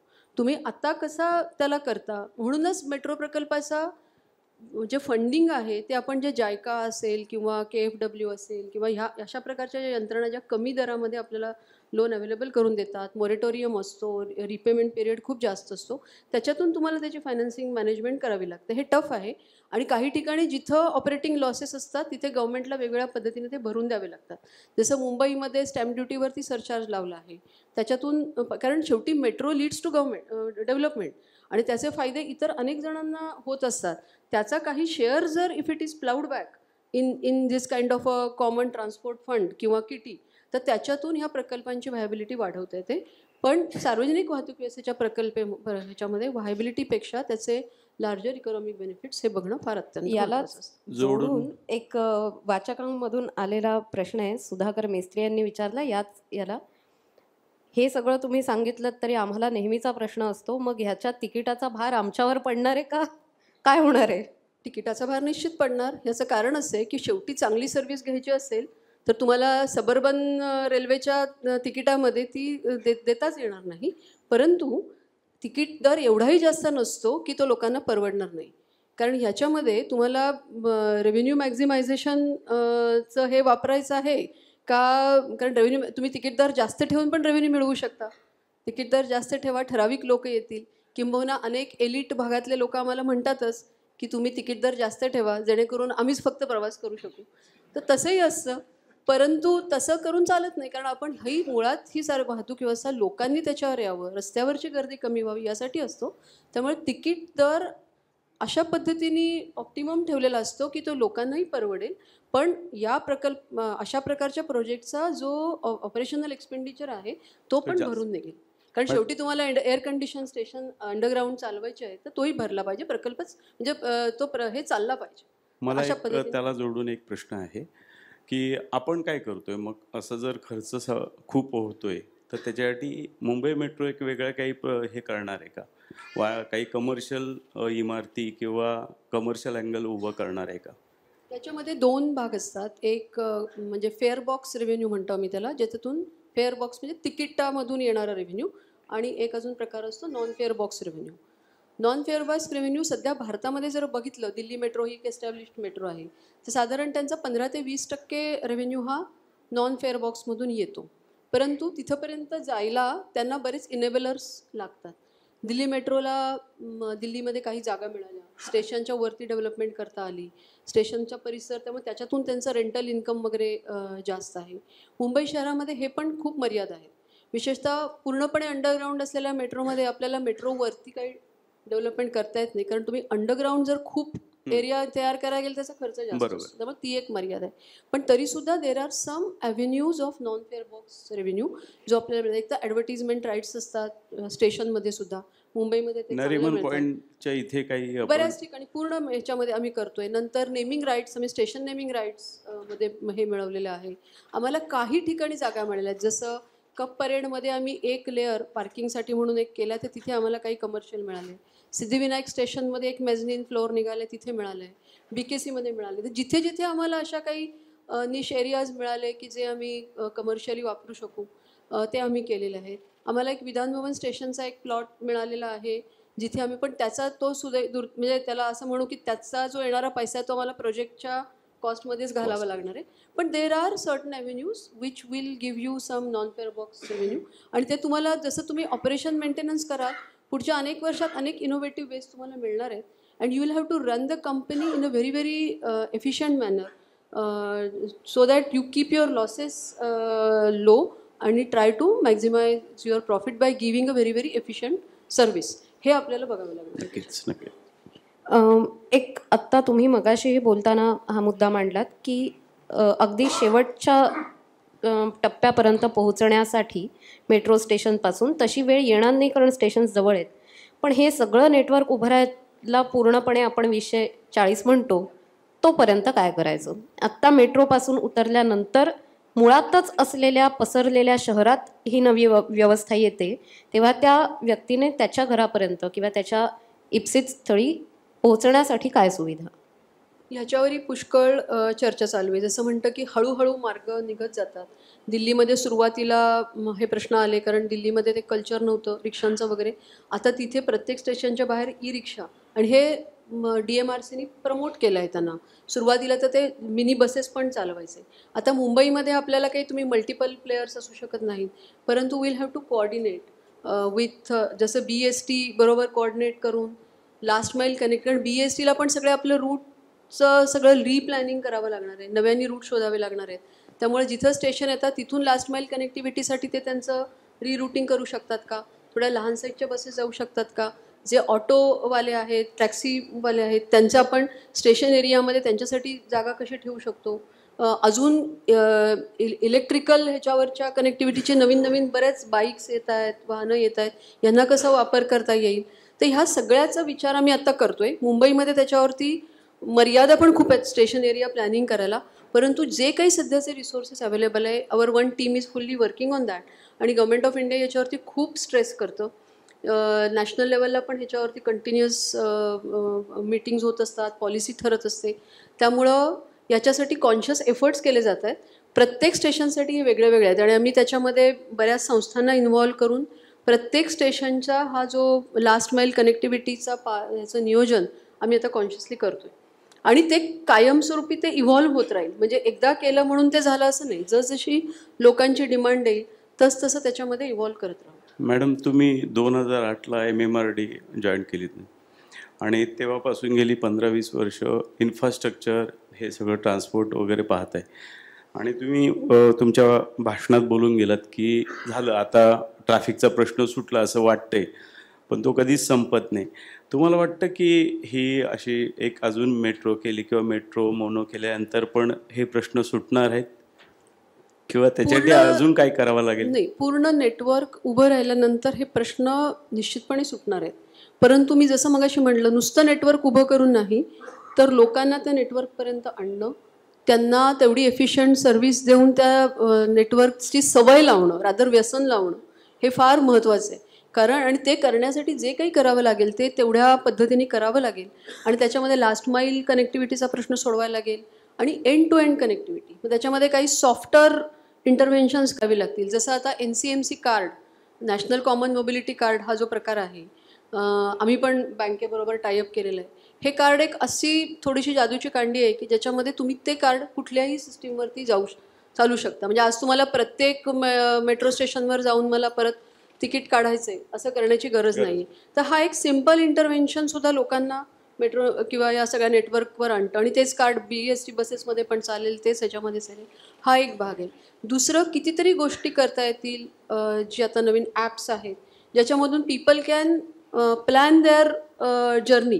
कारण शेवटी प्रत्येकाला माझ्या घरातून माझ्या डेस्टिनेशनला जायचं आहे. मला भले 4 मोड बदलावे लागतील, परंतु ते जर मी आधीच प्लॅन करू शकलो आणि त्याप्रमाणे मी जाऊ शकलो. तुम्ही आता लंडनसारख्या शहरात जाता, तिथे काही तुम्ही एका ठिकाणाहून दुसऱ्या ठिकाणी जायला फक्त एक कॉरिडॉर नाही लागत, तुम्हाला 4 कॉरिडॉर घ्यावे लागतात. परंतु ते कॉरिडॉर तुम्ही जेव्हा बदलता तेव्हा तिथं बहुतेक नेटवर्क अंडरग्राऊंड असल्यामुळे तुम्हाला कळत पण नाही की तुम्ही एका कॉरिडॉरवरून दुसऱ्या कॉरिडॉरवर जाताय. आपल्याकडे तसं होणार नाही थोडं, पण ते तुम्हाला फॅसिलिटेट करावं लागेल. त्यासाठी आम्ही जेवढ्या याच्यात काम करणाऱ्या यंत्रणा आहेत त्या सगळ्यांना एकत्र यावं लागेल. हा तुमचा एरिया आहे, हा माझा एरिया आहे, हा BMCने करायचा आहे असं म्हणून चालणार नाही. सगळ्यांना कोऑर्डिनेट करावं लागेल आणि प्रत्येकाला तिथे ती सर्व्हिस द्यावी लागेल. आणि कम्युटर सेंट्रिक पॉलिसी तुमची असली पाहिजे. कारण जेव्हा कम्युटर येईल तर एकतर तो प्रोजेक्ट प्रॉफिटेबल पण होईल, रस्त्यावरची गर्दीही कमी होईल आणि शहराची लिव्हेबिलिटी आहे ती कमी होऊ शकेल. थोडंसं कोस्टल रोडकडे वळूया. कोस्टल रोडचा काही भाग आत्ता नोव्हेंबरमध्ये, तुम्ही मगाशी सांगितलं फेब्रुवारी-मार्चपर्यंत तो होणं अपेक्षित आहे. सगळ्यांच्या जिव्हाळ्याचा हा प्रश्न आहे. कोस्टल रोड झाला तर त्याला टोल लावणार का? नाही, BMCचा जो कोस्टल रोड आहे त्याला टोल नाही.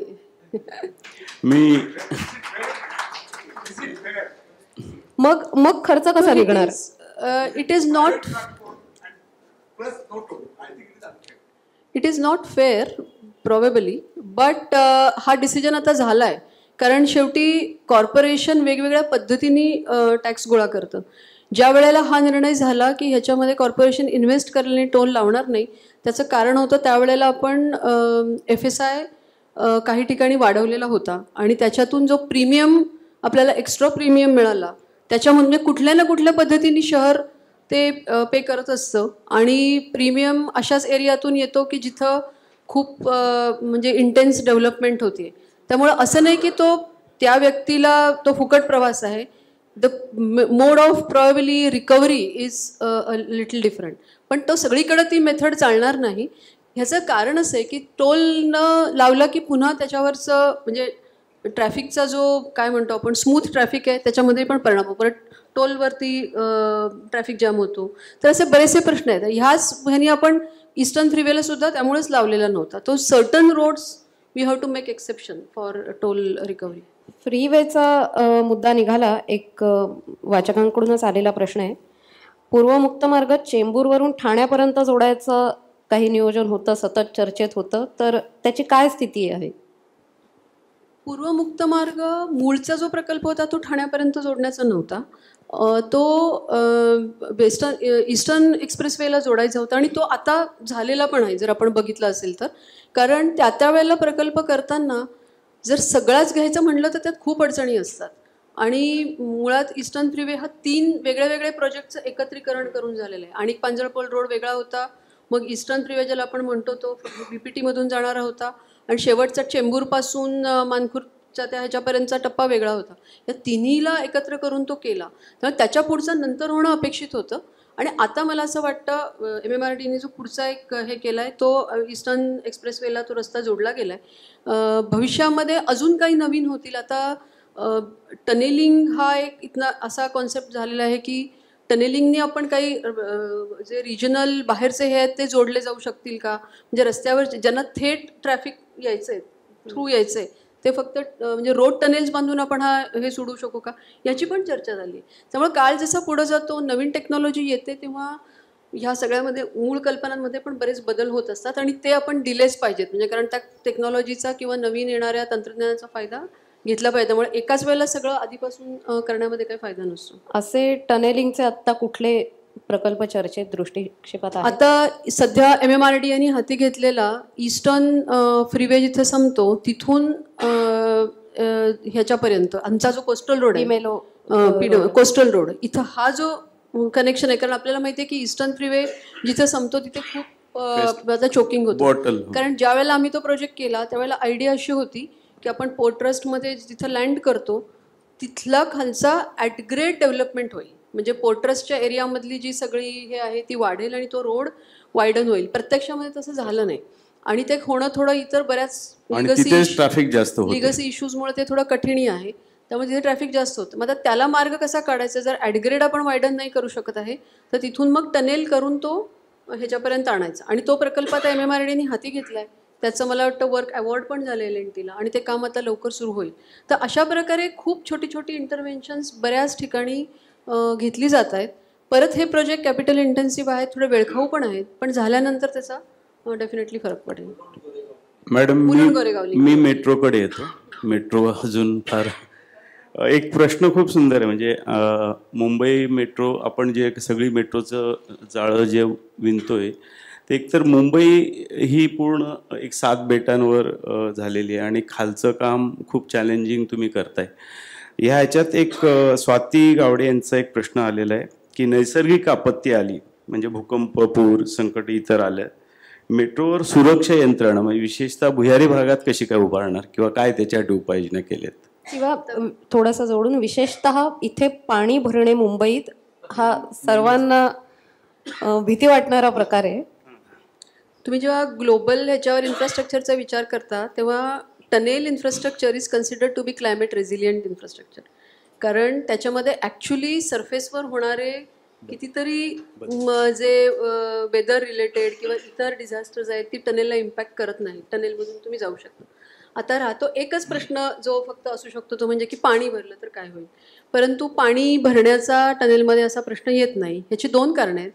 टनेल जी खोदली जाते आणि त्याला ज्या प्रकारचं कॉन्क्रीटचं लायनिंग असतं ते लायनिंग इतकं इंटॅक्ट असतं की त्याच्यामध्ये वरून पाणी जात नाही. टनेलमध्ये थोडंफार हे असतं, ते रॉकमध्ये कुठे कुठे जे वॉटरची पॉकेट्स असतात त्याच्यामधून असं झिरपणारं पाणी काही टनेलमध्ये असू शकतं. परंतु पावसाचं पाणी टनेलमध्ये आलं आणि भरलं. आता आमचं मेट्रोचं टनेल होऊन जवळजवळ आता 3 वर्ष झाली आहेत. त्याच्यामध्ये आत्तापर्यंत कितीही पाऊस आला तरी आतमध्ये कुठे पाणी आलेलं नाही हा भाग. आणि हे सगळीकडचा असा अनुभव आहे सगळ्या जगामधला. दुसरं आहे की पाणी जाण्याचा हे कुठून असतं तर एंट्री एक्झिट जो असतो ते आपल्याकडे काही वेळेला पूर आला आणि एक लेवलपर्यंत पाणी भरलं तर त्या एंट्री एक्झिटमधून ते आत जाण्याची शक्यता असते.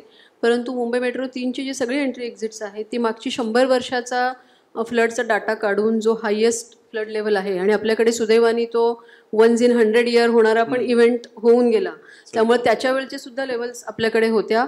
त्या लेवल्सच्या वर आहेत ही सगळी. तिला थोडासा रॅम्प केलेला आहे, त्याच्यावरून चढून जावे लागतं, त्यामुळे पाणी येत नाही. थोडंफार पाणी तरी आत जातं, कारण आमचे काही व्हेंटिलेशन शाफ्ट्स असतात, ते त्याला जाळी असते बारीक, त्याच्यातून पाणी येतं. पावसाळ्यामध्ये लोक स्वतःच्या बरोबरच काही पाणी आत घेऊन जातात, छत्रीचं पाणी, ह्याचं पाणी. तर ह्या सगळ्यासाठी टनेलमध्ये ही वॉटर डिस्चार्ज यंत्रणा केलेली असते, त्याच्यामध्ये सम्प्स असतात, हे पाणी त्याच्यामध्ये सगळं जमा होतं आणि तिथून तेवढं पाणी पंपानी बाहेर काढलं जातं. आणि ही यंत्रणा म्हणजे ही काही नवीन आपण करत नाही, हे जगामध्ये गेली अनेक दशकं अनेक शतकं ही अशा प्रकारची यंत्रणा चालू आहे. त्यामुळं कुठल्याही पद्धतीने. आणि दुसरी एक भीती अशी की मुंबई 7 बेटांची आहे, तर मग त्याच्यावरती तसं काही नसतं. बेटांवर म्हणजे ही बेटं होती, त्याच्यामध्ये रिक्लेमेशन केलं तरी सगळ्याच्या खाली रॉक आहे आणि आपली टनेल जी जाते ती त्या दगडातून जाते, ती मधल्या कुठल्या ह्याच्यातून जात नाही. मिठी नदीच्या खालून पण आपण टनेल नेली आहे. कोस्टल रोडची टनेल समुद्राच्या थोड्या सीबेडच्या खालून पण गेलेली आहे. तर ते शेवटी त्या पाण्याच्या खाली खडक असतो आणि त्या खडकातून आपण जातो, त्याच्यामुळं त्याच्यामध्ये कुठल्याही पद्धतीने पाणी जाण्याचा काही प्रश्न येत नाही. उलट पावसाळ्यामध्ये जेव्हा सरफेसवरच्या यंत्रणा काही कारणांनी बंद पडतील फॉर सम रिझन, तेव्हा टनेल हा तुम्हाला तो सगळ्यात मोठा इव्हॅक्युएशन हे असेल. आणि अजून पण मी एक सांगते, because I am working in BMC also. मुळात फ्लड रिलीफसाठी पण खूप कामं BMC कडून केली जात आहेत आणि त्याचंही प्लॅनिंग होतं. त्यामुळे गेल्या 2-3 वर्षात तुम्ही बघितलं असेल तर असा मोठ्या प्रमाणावर इतका पाऊस आणि इंटेन्स स्पेल्स येतात आपल्याकडे पावसाचे, पण म्हणून खूप काळ कुठे पाणी भरून राहिले अशी परिस्थिती नाही. ठराविक अंधेरी, सबवे किंवा असं 1-2-3 ठिकाणं आहेत जे मुळातच सॉसर शेपचे आहेत आणि तिथं पाणी येतं. पण तिथं पंपिंग स्टेशन आहेत, काही पंपिंग स्टेशनची कामं BMCची अजून चालू आहेत. त्यामुळं पॅरलली आपण फ्लड रिलीफच्या पुष्कळ योजना करतोय. अनेक ठिकाणी आपण अंडरग्राऊंड टँक्स बनवलेले आहेत, जिथं लो लाईंग एरिया आहेत आणि जिथं पर्यायच नाही आहे, तिथं आपण हिंदमाता आहे, अंधेरी सबवे आहे, या सगळ्या ठिकाणी बऱ्याच ठिकाणी आपण असं टँक बनवले. तिथं पावसाचं पाणी घेतो 3-4 तासांसाठी. हाय टाईड निघून गेली की ते पाणी आपण पंप करून बाहेर टाकतो. त्यामुळे सगळीकडनं एफर्ट्स होणार आहेत. त्यामुळे मला असं नाही वाटत की त्याचा पुरामुळं किंवा ह्याच्यामुळं टनेलिंग किंवा अंडरग्राऊंड मेटरला कोणता धोका आहे. एक शिवप्रसाद भिडे यांच्याकडून प्रश्न आलाय. तुम्ही काही अंशी त्याचं उत्तर मगाशी दिलं, पण तरी हा जास्त प्रिसाइजली उत्तर अपेक्षित असावं. मेट्रो 3 प्लॅनिंग स्टेजमध्ये 2002-3 साली असताना प्रत्यक्षात येण्यास इतका कालावधी का लागला? त्याला एक कारण मी दिलं होतं की आपल्याकडे ऑलरेडीच खूप चांगली आणि कार्यक्षम अशी सार्वजनिक वाहतूक व्यवस्था होती आणि आपल्याला विकासाचा वेग किती असतो याची तुम्हाला कल्पना नसते आणि त्यामुळं ती आपल्याला पुरेशी आहे अशी एक धारणा त्यावेळेला होती. आणि त्यामुळे मग 2-3 नंतर प्लॅनिंग करत असताना याचं फंडिंग कसं करायचं म्हणजे आपल्याला असंही थोडं वाटलं की आपण पब्लिक प्रायव्हेट पार्टनरशिपच्या जोरावरच हे प्रोजेक्ट करू शकू. त्यामुळे लाईन 1 आणि लाईन 2ला खूप वेगळ्या पद्धतीने त्याचं PPP स्ट्रक्चरिंग आपण केलं आणि जेव्हा लाईन 1 त्याचं यशस्वी पण झाला, परंतु लाईन 2ला ते यशस्वी झालं नाही. तर कधी कधी असं होतं की एक्सपेरिमेंटेशनमध्ये पूर्ण 100% सक्सेस मिळत नाही, परंतु तो एक प्रयोग होता आणि त्या प्रयोगामुळं इतर ठिकाणी जसं हैदराबादला PPPवर मेट्रो झाली आणि गव्हर्नमेंटचं त्याच्यातलं जी त्यांना कॅपिटल इन्व्हेस्ट करायला लागलं ते कमी लागलं, तसा थोडासा प्रकार झाला. पण त्याच्यानंतर मात्र खूप वेगाने हे सगळे प्रकल्प घेतले गेले आणि एकाच वेळेला ते चालू पण केले, हे आपल्या सगळ्यांना माहिती आहे. एक प्रश्न असा आलेला आहे की मेट्रो होतीये, आत्ताची जी लाईन सुरू झाली आहे तिथे तुलनेने प्रवासी अपेक्षेपेक्षा कमी आहेत. सगळं नेटवर्क झाल्यावर हे होईल, पण तोपर्यंत मुळात सवय लागावी हा एक भाग, आणि दुसरा हे सगळं आत्ता एवढा डिले पुढे काय होईल माहीत नाही, अशा पातळीवर आहे ते सस्टेन व्हावं यासाठी काय नियोजन आहे आपलं?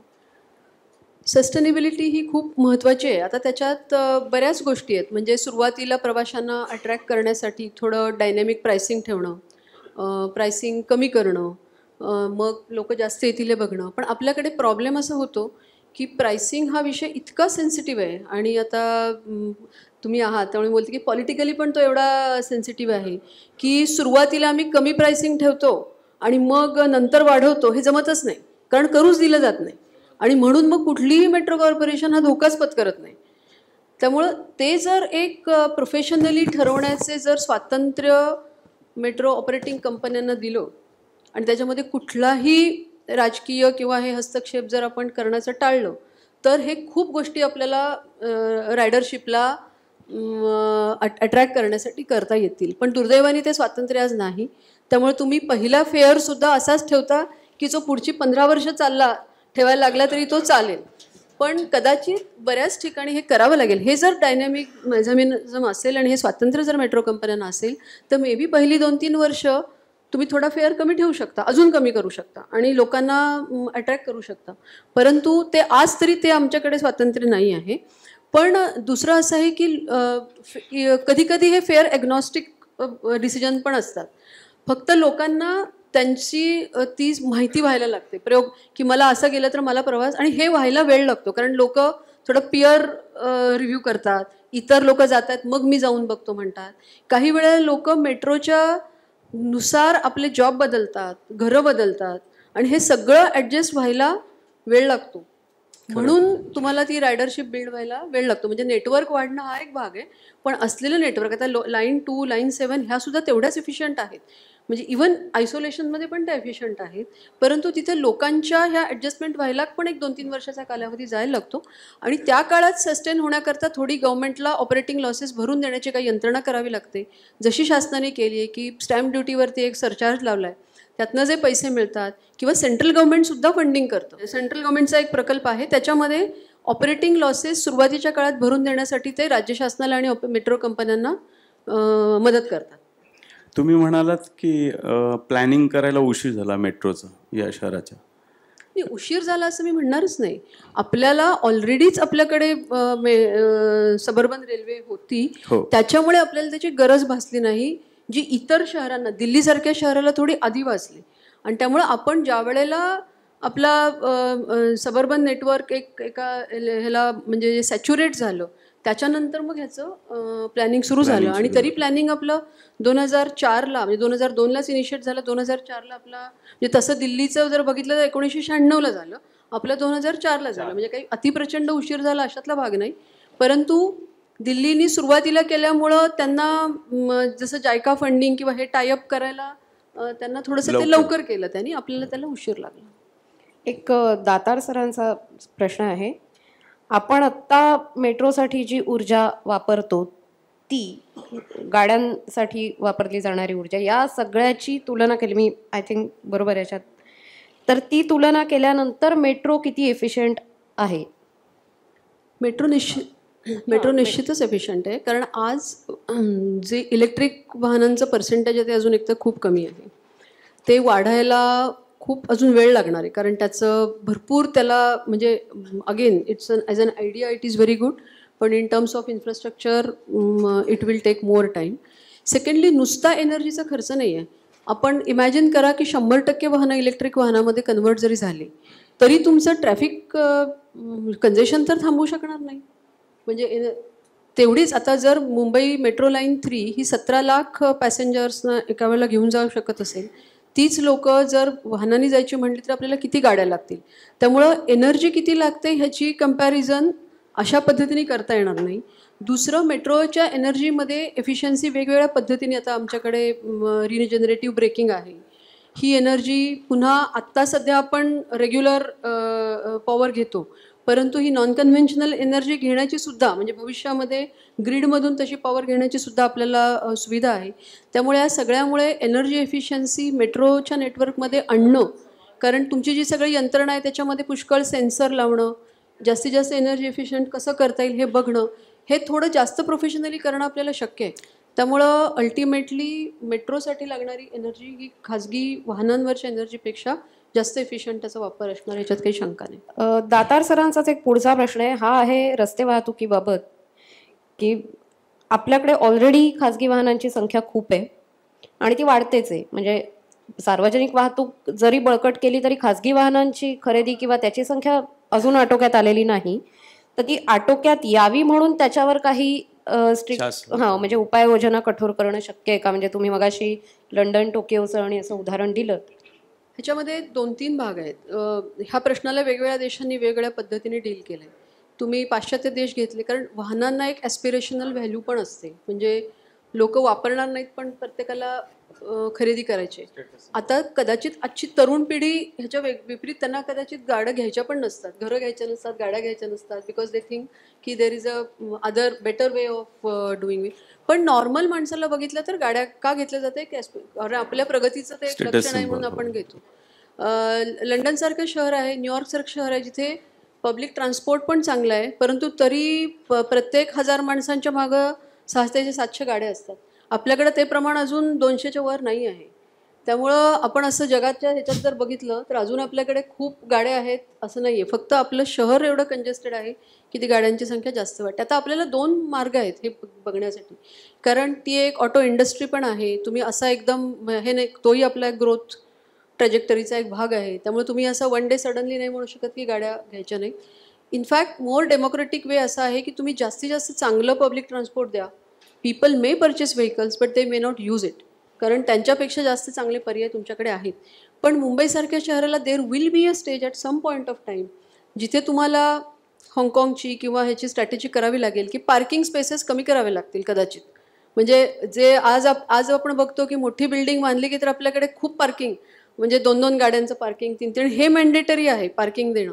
जर स्टेशनच्या, मेट्रो स्टेशनच्या जवळच्या इमारती आहेत तिथे कदाचित तुम्ही जर parking as development control regulation म्हणूनच आपण पार्किंग कमी केलं तर, म्हणजे there are hundreds of ways to discourage private vehicles and encourage public transport. पण हे सगळं कधी होईल? एका लेवलचं नेटवर्क तुमचं तयार झाल्यानंतर. आज जर आपण केलं तर आपण लोकांना इट्स अ डबल व्हॅमी, म्हणजे तुम्हाला हे पण नीट नाही आणि लोकांना पण पर्सनल, आणि शिवाय प्रत्येकाचा it's a matter of choice. लोकांना भरपूर चॉईस दिला पाहिजे आणि फ्रीडम ऑफ चॉईस दिलं पाहिजे. And I am sure they will always choose the most efficient option. माझा सगळ्यात महत्त्वाचा प्रश्न आहे सध्या जी गोष्ट फार चर्चा केली जाते, प्रदूषण. मेट्रो सुरू झाल्यानंतर कदाचित प्रदूषण कमी होईल, परंतु आता जे प्रदूषण जे आहे ते वाहनांचं तर आहेच, परंतु मेट्रो किंवा बांधकामांमुळे किती प्रदूषण, किंवा मेट्रोच्या बांधकामामुळे काही प्रदूषण होतंय का? आपण त्याबद्दल थोडं सांगू शकता? मुंबई शहरात आता गेली अनेक दिवस खूप चर्चा होती आणि ह्याचं वेगवेगळ्या ठिकाणी हे प्रदूषण काय होतं ते एअर क्वालिटी मोजणारी मेजर्ससुद्धा हे असतील, सफर असेल किंवा MPCB आहे, CPCB आहे, यांचे वेगळे वेगळे हे ठेवलेले आहेत. कितीतरी एरियाज असे आहेत की जिथं मेट्रोचं किंवा कुठलंही कोस्टल रोडचं काम चालू नाही आहे तरी पण एअर क्वालिटी खराब आहे, वाढलेली. तर याच्यामध्ये बरेच कॉन्ट्रीब्युटर्स आहेत की जे हवामानाची, हवेची क्वालिटी ठरवतात. कन्स्ट्रक्शन इंडस्ट्री और infrastructure sector is of course one of the contributors. पण what I want to tell you here is, जे मोठे प्रोजेक्ट आहेत जसा कोस्टल रोड आहे किंवा मेट्रो आहे, या मोठ्या प्रकल्पामध्ये उलट सुपरविजन हे जास्त चांगलं असतं, कारण आम्हाला हजारो प्रकारच्या रेग्युलेशनमधून जावं लागतं. प्रकल्पाला एन्व्हायरमेंट क्लिअरन्स घेतो त्यावेळेला 1760 अटी त्याच्यात घातलेल्या असतात. त्या अटी आम्ही पाळतो की नाही बघणारी यंत्रणा या रेग्युलेटरी ऑथॉरिटीने केलेली असते. आता कोस्टल रोड असेल, या सगळ्याला आम्हाला क्वार्टरली रिपोर्ट द्यावे लागतात. त्या रिपोर्टमध्ये सगळ्याचं मेजरमेंट करावं लागतं. त्यामुळे आज आपल्याला सांगितलं जातं की AQI मेजर करा, नॉईज मेजर, हे आम्ही करतोच. आमच्या सगळ्या साईटवरती, मेट्रोची असेल, कोस्टल रोडची साईट असेल, याच्यावरती हे आम्ही रेग्युलरली करतो. आमचे जे कन्सल्टंट्स असतात त्यांचा हे जे शी इंडिकेटर्स म्हणतात, म्हणजे एन्व्हायरमेंट, सेफ्टी आणि हे सगळ्याचं मेजर करणारी एक वेगळं व्हर्टिकल असतं, ते हे सगळं करतं. आणि ही जी मेजर्स आत्ता BMCनी सगळ्यांना सांगितले की तुमची कन्स्ट्रक्शन व्हेकल साईटच्या बाहेर जाताना व्हील वॉशिंग झालं पाहिजे, सगळी व्हेकल्स वरून कव्हर झाली पाहिजेत, स्प्रिंकलिंग, फॉगिंग, हे आम्ही गेले 4-5-6 वर्ष करतच आहोत. त्यामुळे उलट मोठ्या प्रोजेक्टमध्ये हे सगळ्या गोष्टी ह्या अंतर्भूत असतात. पोल्युशन जास्त होतं जिथं लहान प्रोजेक्ट्स आहेत किंवा बरेचसे रिअल इस्टेट प्रोजेक्ट आहेत. अजूनही रिअल इस्टेट इंडस्ट्रीमध्ये ह्या सगळ्या डिसिप्लिन आपल्याकडे आलेल्या नाही आहेत. त्या कदाचित आता येतील आणि ते प्रोजेक्ट संख्येने खूप जास्त असतात, शहराच्या अगदी नूक अँड कॉर्नरमध्ये ते पसरलेले असतात. त्यामुळं आपल्याला आता जो काही सध्या हे झालेलं आहे क्रायसिस, त्याच्यामुळे हा अवेअरनेस आता सगळ्यांनाच वाढला आहे. आणि BMCनी जे काही गाईडलाईन्स दिल्या ते जर बघितले असतील तर त्या रिअल इस्टेट म्हणजे डेव्हलपरसाठी पण खूप गाईडलाईन्स दिल्यात ज्या आत्तापर्यंत तेवढ्या प्रमाणावर नव्हत्या. त्यामुळं प्रकल्पांना पण ह्या काळजी घ्यावी लागेल, त्यांना पण करावी लागेल. आपल्याला एकीकडे डेव्हलपमेंटही पुढं न्यायची आहे, पण ती करताना we have to do it in a very sustainable way. आणि we cannot overlook the damage which it causes, may be temporary damage but it causes to environment. त्यामुळे त्याची जाणीवपूर्वक प्रयत्न करावे लागतात. एक शेवटचे 2 प्रश्न घेऊया. मेट्रोचंच एक सावत्र म्हणावं असं भावंड आहे मोनू, त्याची आत्ता काय व्हायबिलिटी आहे, काय परिस्थिती आहे? मोनोरेलच्या कन्स्ट्रक्शन जेव्हा चालू होतं तेव्हा मी MMRDAत होते आणि इनफॅक्ट फेज 1च्या कन्स्ट्रक्शनच्या जबाबदारी माझ्याकडे होती. मोनोरेल हा एक मेट्रोपेक्षा थोडी कमी क्षमता असलेला, परंतु अशा एरियामध्ये की जिथं तुम्ही मेट्रो करू शकत नाही, जिथे तुम्ही डेडिकेटेड बस कॉरिडॉर करू शकत नाही, अतिशय नॅरो रोड्स आणि खूप त्याच्यामध्ये टर्न्स आहेत, वळणं आहेत, अशा एरिया करता, कारण हे खूप म्हणजे शार्प कर्व्ज आणि टर्न्स निगोशिएट करू शकतो असा हा मोनोरेलचा प्रकल्प आहे आणि तो त्या उद्देशानेच केलेला होता. आणि त्याच्यात दुर्दैवाने त्याचं असं झालं की फेज 1 आणि फेज 2मध्ये खूप अंतर पडलं. त्यामुळं काही कारणांनी जी ट्रेन मॅन्युफॅक्चरिंग करणारी कंपनी होती ती पूर्ण ट्रेन्स देऊ शकली नाही. पण मोनोरेलची जी सध्याची अलाइनमेंट आहे ती मी खात्रीने सांगू शकते की ती अतिशय एफिशियंट अलाइनमेंट आहे. त्याच्यावर जर कमी फ्रिक्वेन्सीनी जर चांगल्या ट्रेन्स चालल्या तर तिथली वाहतूक कोंडी दूर करेल एवढी वाहून नेण्याची क्षमता त्याची आहे. परंतु सध्या ती थोडी चाचपडते कारण त्याच्यामध्ये ट्रेनची संख्या कमी आहे. ती जर संख्या वाढवली आणि त्याच्यातल्या 2 ट्रेनमधला आज जी फ्रिक्वेन्सी अर्ध्या तास, 40 मिनिटं, 1 तास वगैरे आहे, ती जर 5 ते 10 मिनिटावर आणली तर ज्या भागातून मोनोरेल जाते त्या भागामध्ये त्याच्यासारखा दुसरा चांगला पर्याय नाही. तर हा प्रश्न फक्त सोडवावा लागेल आणि तो मला असं वाटतं तो सोडवण्याचं काम MMRDAकडनं चालू आहे. ते जेवढ्या लवकर होईल तेवढा मोनोरेल हा लोकांच्या उपयोगाचा ठरेल. मेट्रो आणि या सगळ्याची मांडणी केली. 2 प्रश्न म्हटलं, पण मला तिसरा पण विचारायचा होता म्हणून मी एकदम विचारून टाकते. एकूण आत्ता ज्या मंजूर काही प्रकल्प झालेत किंवा ज्या लाईन्स मंजूर झाल्या आहेत त्याच्या पलीकडे आणखी काही विस्ताराचा विचार आपल्याकडून होतोय का? एक. आणि दुसरं, त्यालाच जोडून तुम्ही 2040 पर्यंतचं हे मांडलं, तर तुमचं विजन मुंबईच्या वाहतुकीबद्दलचं काय असेल? 40 पर्यंत कसं असेल मुंबई? मेट्रो MMRCच्या बाबतीत बघायचं झालं तर आता हा 3चा प्रकल्प जसा संपत येईल तसा अजून एक छोटा आणि एक थोडासा मोठा अशा 2 प्रकल्पाची जबाबदारी शासनाने आमच्याकडे दिली आहे. त्यातला एक आहे त्याचं असलेल्या मेट्रोचं साऊथ एक्सटेन्शन, म्हणजे नेव्हीनगरपर्यंत कप्परेडपासून ते वाढवणं अजून 1-2 किलोमीटर आणि नेव्हीनगरमध्ये TIFRच्या जवळ एक स्टेशन करणं, हा एक प्रकल्प आहे. त्याचा DPR आता झाला आहे आणि त्याच्यासाठीची पुढची प्रक्रिया चालू आहे.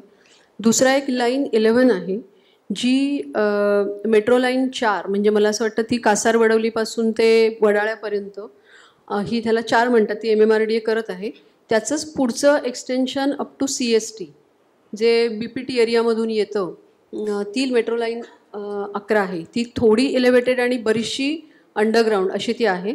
ती आता सध्या शासनाने आमच्याकडे दिली आहे. आम्ही त्याची फिजिबिलिटी तपासतोय, त्याला अजून व्हायबल करणं.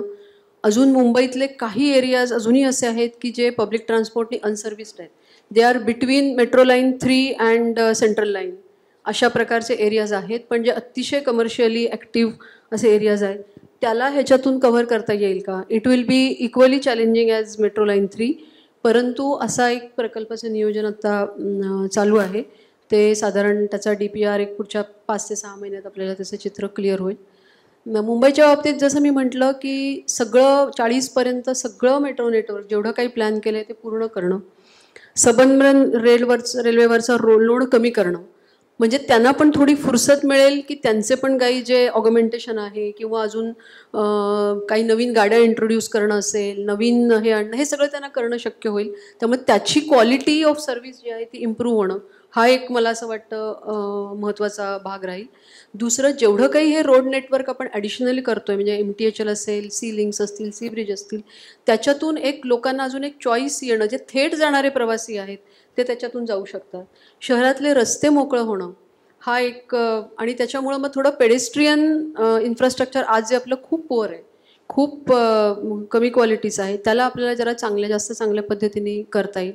BMC बऱ्याचशा रोडचं कॉन्क्रिटायझेशनचा एक हे करते, त्याच्यामुळे खड्डेमुक्त रस्ते, तर तेही चॅलेंजिंग काम आहे, ते सोपं नाही आहे. परंतु ते जर झालं तर खड्डेमुक्त रस्ते ज्याला आपण म्हणू त्या दिशेने आपण जाऊ, जेणेकरून, कारण खड्ड्यांचे 2 भाग होतात. एक तर त्याचं इरिटेशन, त्याचा त्रास आणि पूर्णपणे वाहतुकीचा फ्लो खंडित होणं, हे सगळं ह्याच्यातून कमी होईल. त्यामुळे हे जे एक खूप चांगलं मिक्स ज्याला म्हणतो की बरीचशी ट्रॅफिक मेट्रोवरती, मग सबअर्बनवरती, बसचं BSTचं रूप थोडं बदललेलं असेल, लास्ट माईल कनेक्टिव्हिटीच्या दृष्टीने ते त्यांचं रूट प्लॅनिंग करतील आणि हे ह्याच्यातून एक भाग होईल. BPT आपला जो पोर्ट एरिया आहे, it is also undergoing sea change. That land is going to get added आणि इट इज म्हणजे ही कमर्शियल डेव्हलपमेंटच्या दिशेने त्यांचा प्रयत्न चालू आहेत. त्याच वेळेला क्रूज टर्मिनस आणि ते सगळं इन्फ्रास्ट्रक्चर, मरीना, हे इन्फ्रास्ट्रक्चर आपल्याकडे वाढतं आहे. त्यामुळं कुठल्याही जगातल्या ज्या ग्लोबल सिटीज आहेत त्याच्यामध्ये ह्या सगळ्याचं एक कॉम्बिनेशन असतं. ते सगळं मुंबईमध्ये होईल. आणि मुंबई पूर्वीचं पोर्ट सिटी पण होती. म्हणजे मुंबई वॉज त्याचा अर्बस प्रायमा असं त्याला म्हटलं जातं. सगळ्या शहरांमधलं ते एक क्रुशल आणि अतिशय सुंदर शहर असं त्याचं वर्णन होतं. तर त्याच्याकडे आपण एफिशियंट तर ते आहेच, एक इकॉनॉमिक मॅग्नेट तर ते आहेच, एम्प्लॉयमेंट सेंटर ते आहेच, परंतु अजून त्याचे काही लिव्हेबिलिटीचा जो इंडेक्स असतो त्याच्यावरचे ते पॅरामीटर्स आहेत. जास्त ओपन स्पेसेस असणं, जास्त कल्चरल स्पेसेस असणं, ह्या दिशेने आपण जाऊ शकू असं मला वाटतं. आणि त्याच्यासाठीच आपल्याला हे मास रॅपिड ट्रान्झिट सिस्टीम जी आहे ती स्ट्रॉंग असणं गरजेचं आहे. तर मला असं वाटतं 2040पर्यंत मुंबईमध्ये या गोष्टी निश्चितपणे होतील. आत्ता मॅडमनी एक मुद्दा मांडला, पादचाऱ्यांसाठी सुविधा, एक अनुषंगिक विवेक कुलकर्णी यांचा प्रश्न होता आणि तो या ओघात येणाऱ्याची खात्री असल्यामुळेच मी तो थेट विचारला नाही. त्यांनी असं म्हटलंय, मुंबईत कधीतरी नो व्हेकल झोन अनेक रस्त्यांवर व्हावा, अशी व्यवस्था उभी राहिली तर तो भविष्यात नक्कीच होईल अशी आशा करायला हरकत नाही. पुनरुक्ती टाळावी मुद्द्यांची म्हणून काही जणांचे प्रश्न आम्ही घेतले नाहीत किंवा एकत्र करून विचारले. कुणाचे प्रश्न नामोल्लेख राहिला असेल तर त्यासाठी माफी मागते आणि पुढचे सूत्र मी कुणालकडे सोपवते. धन्यवाद. मला वाटतं पुन्हा एकदा जोरदार टाळ व्हायला हरकत नाही. छान सुरेख ही चर्चा रंगली सगळी. आणि मुळात कसं आहे की हे सगळं आनंददायी वातावरण आहे. ही चर्चा अशीच रंगली पाहिजे, कारण सुसंवाद ज्याला म्हणतो तो घडला पाहिजे, हे त्यामागचं मूळ उद्देश आहे. शहरभान आपल्याला आहे, यात ती मात्र शंका नाही. फक्त ते अधिक वृद्धिंगत व्हावं ही त्यामागची अपेक्षा आहे. आपण ठाण्याहून सुरुवात केली होती. ठाणे शहरामध्ये आपण गेलो होतो, तिथे आपण चर्चा केली. मग आपण नवी मुंबईला गेलो, त्यानंतर आपण अंबरनाथला गेलो, पनवेलला गेलो. मुंबईत आता हा दुसरा कार्यक्रम आहे. यानंतर अजून काही शहरांमध्ये जायचंय. मुंबईत आणखीन काही कार्यक्रम होणार आहेत. त्यामुळे आजचे जे प्रश्न राहिलेले असतील ते आपण तेव्हा घेऊ. दुसरं, तुमचे जे सगळे प्रश्न इथे आलेले आहेत ते आपल्याकडे लोकसत्ताच्या आर्काइव्हमध्ये जमा होणार. तर हे सगळं जे घडलं हे आनंददायीरित्या घडलं. त्याचं एक कारण असंही असू शकतं की आज आनंद यात्रीचा जन्मदिवस आहे, आज पु ल देशपांडेंचा जन्मदिवस आहे. आणि त्याला ही सुद्धा एक छान अशी मस्त किनार आहे. तर अधिकाधिक लोकसत्ता या परीने कार्यक्रम तुमच्याकडे घेऊन येईल, यात ती मात्र शंका नाही. आता लोकसत्तातर्फे अश्विनी मॅडम यांना भेट वस्तू देण्यासाठी सारस्वत कोऑपरेटिव्ह बँक लिमिटेडच्या माननीय शिल्पा मुळगावकर मॅडम यांना मी विनंती करतो, त्यांनी कृपया व्यासपीठावरती यावं. धन्यवाद रसिका, धन्यवाद विकास, खूप खूप आभार तुमचे.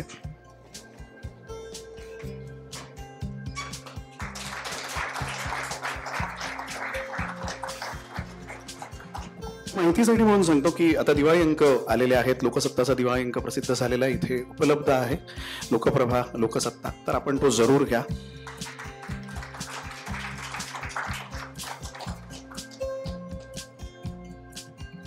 पुन्हा एकदा खूप खूप आभार. आणि कार्यक्रम जो आहे हा आजच्या पुरता अधिकृतरित्या संपला. धन्यवाद.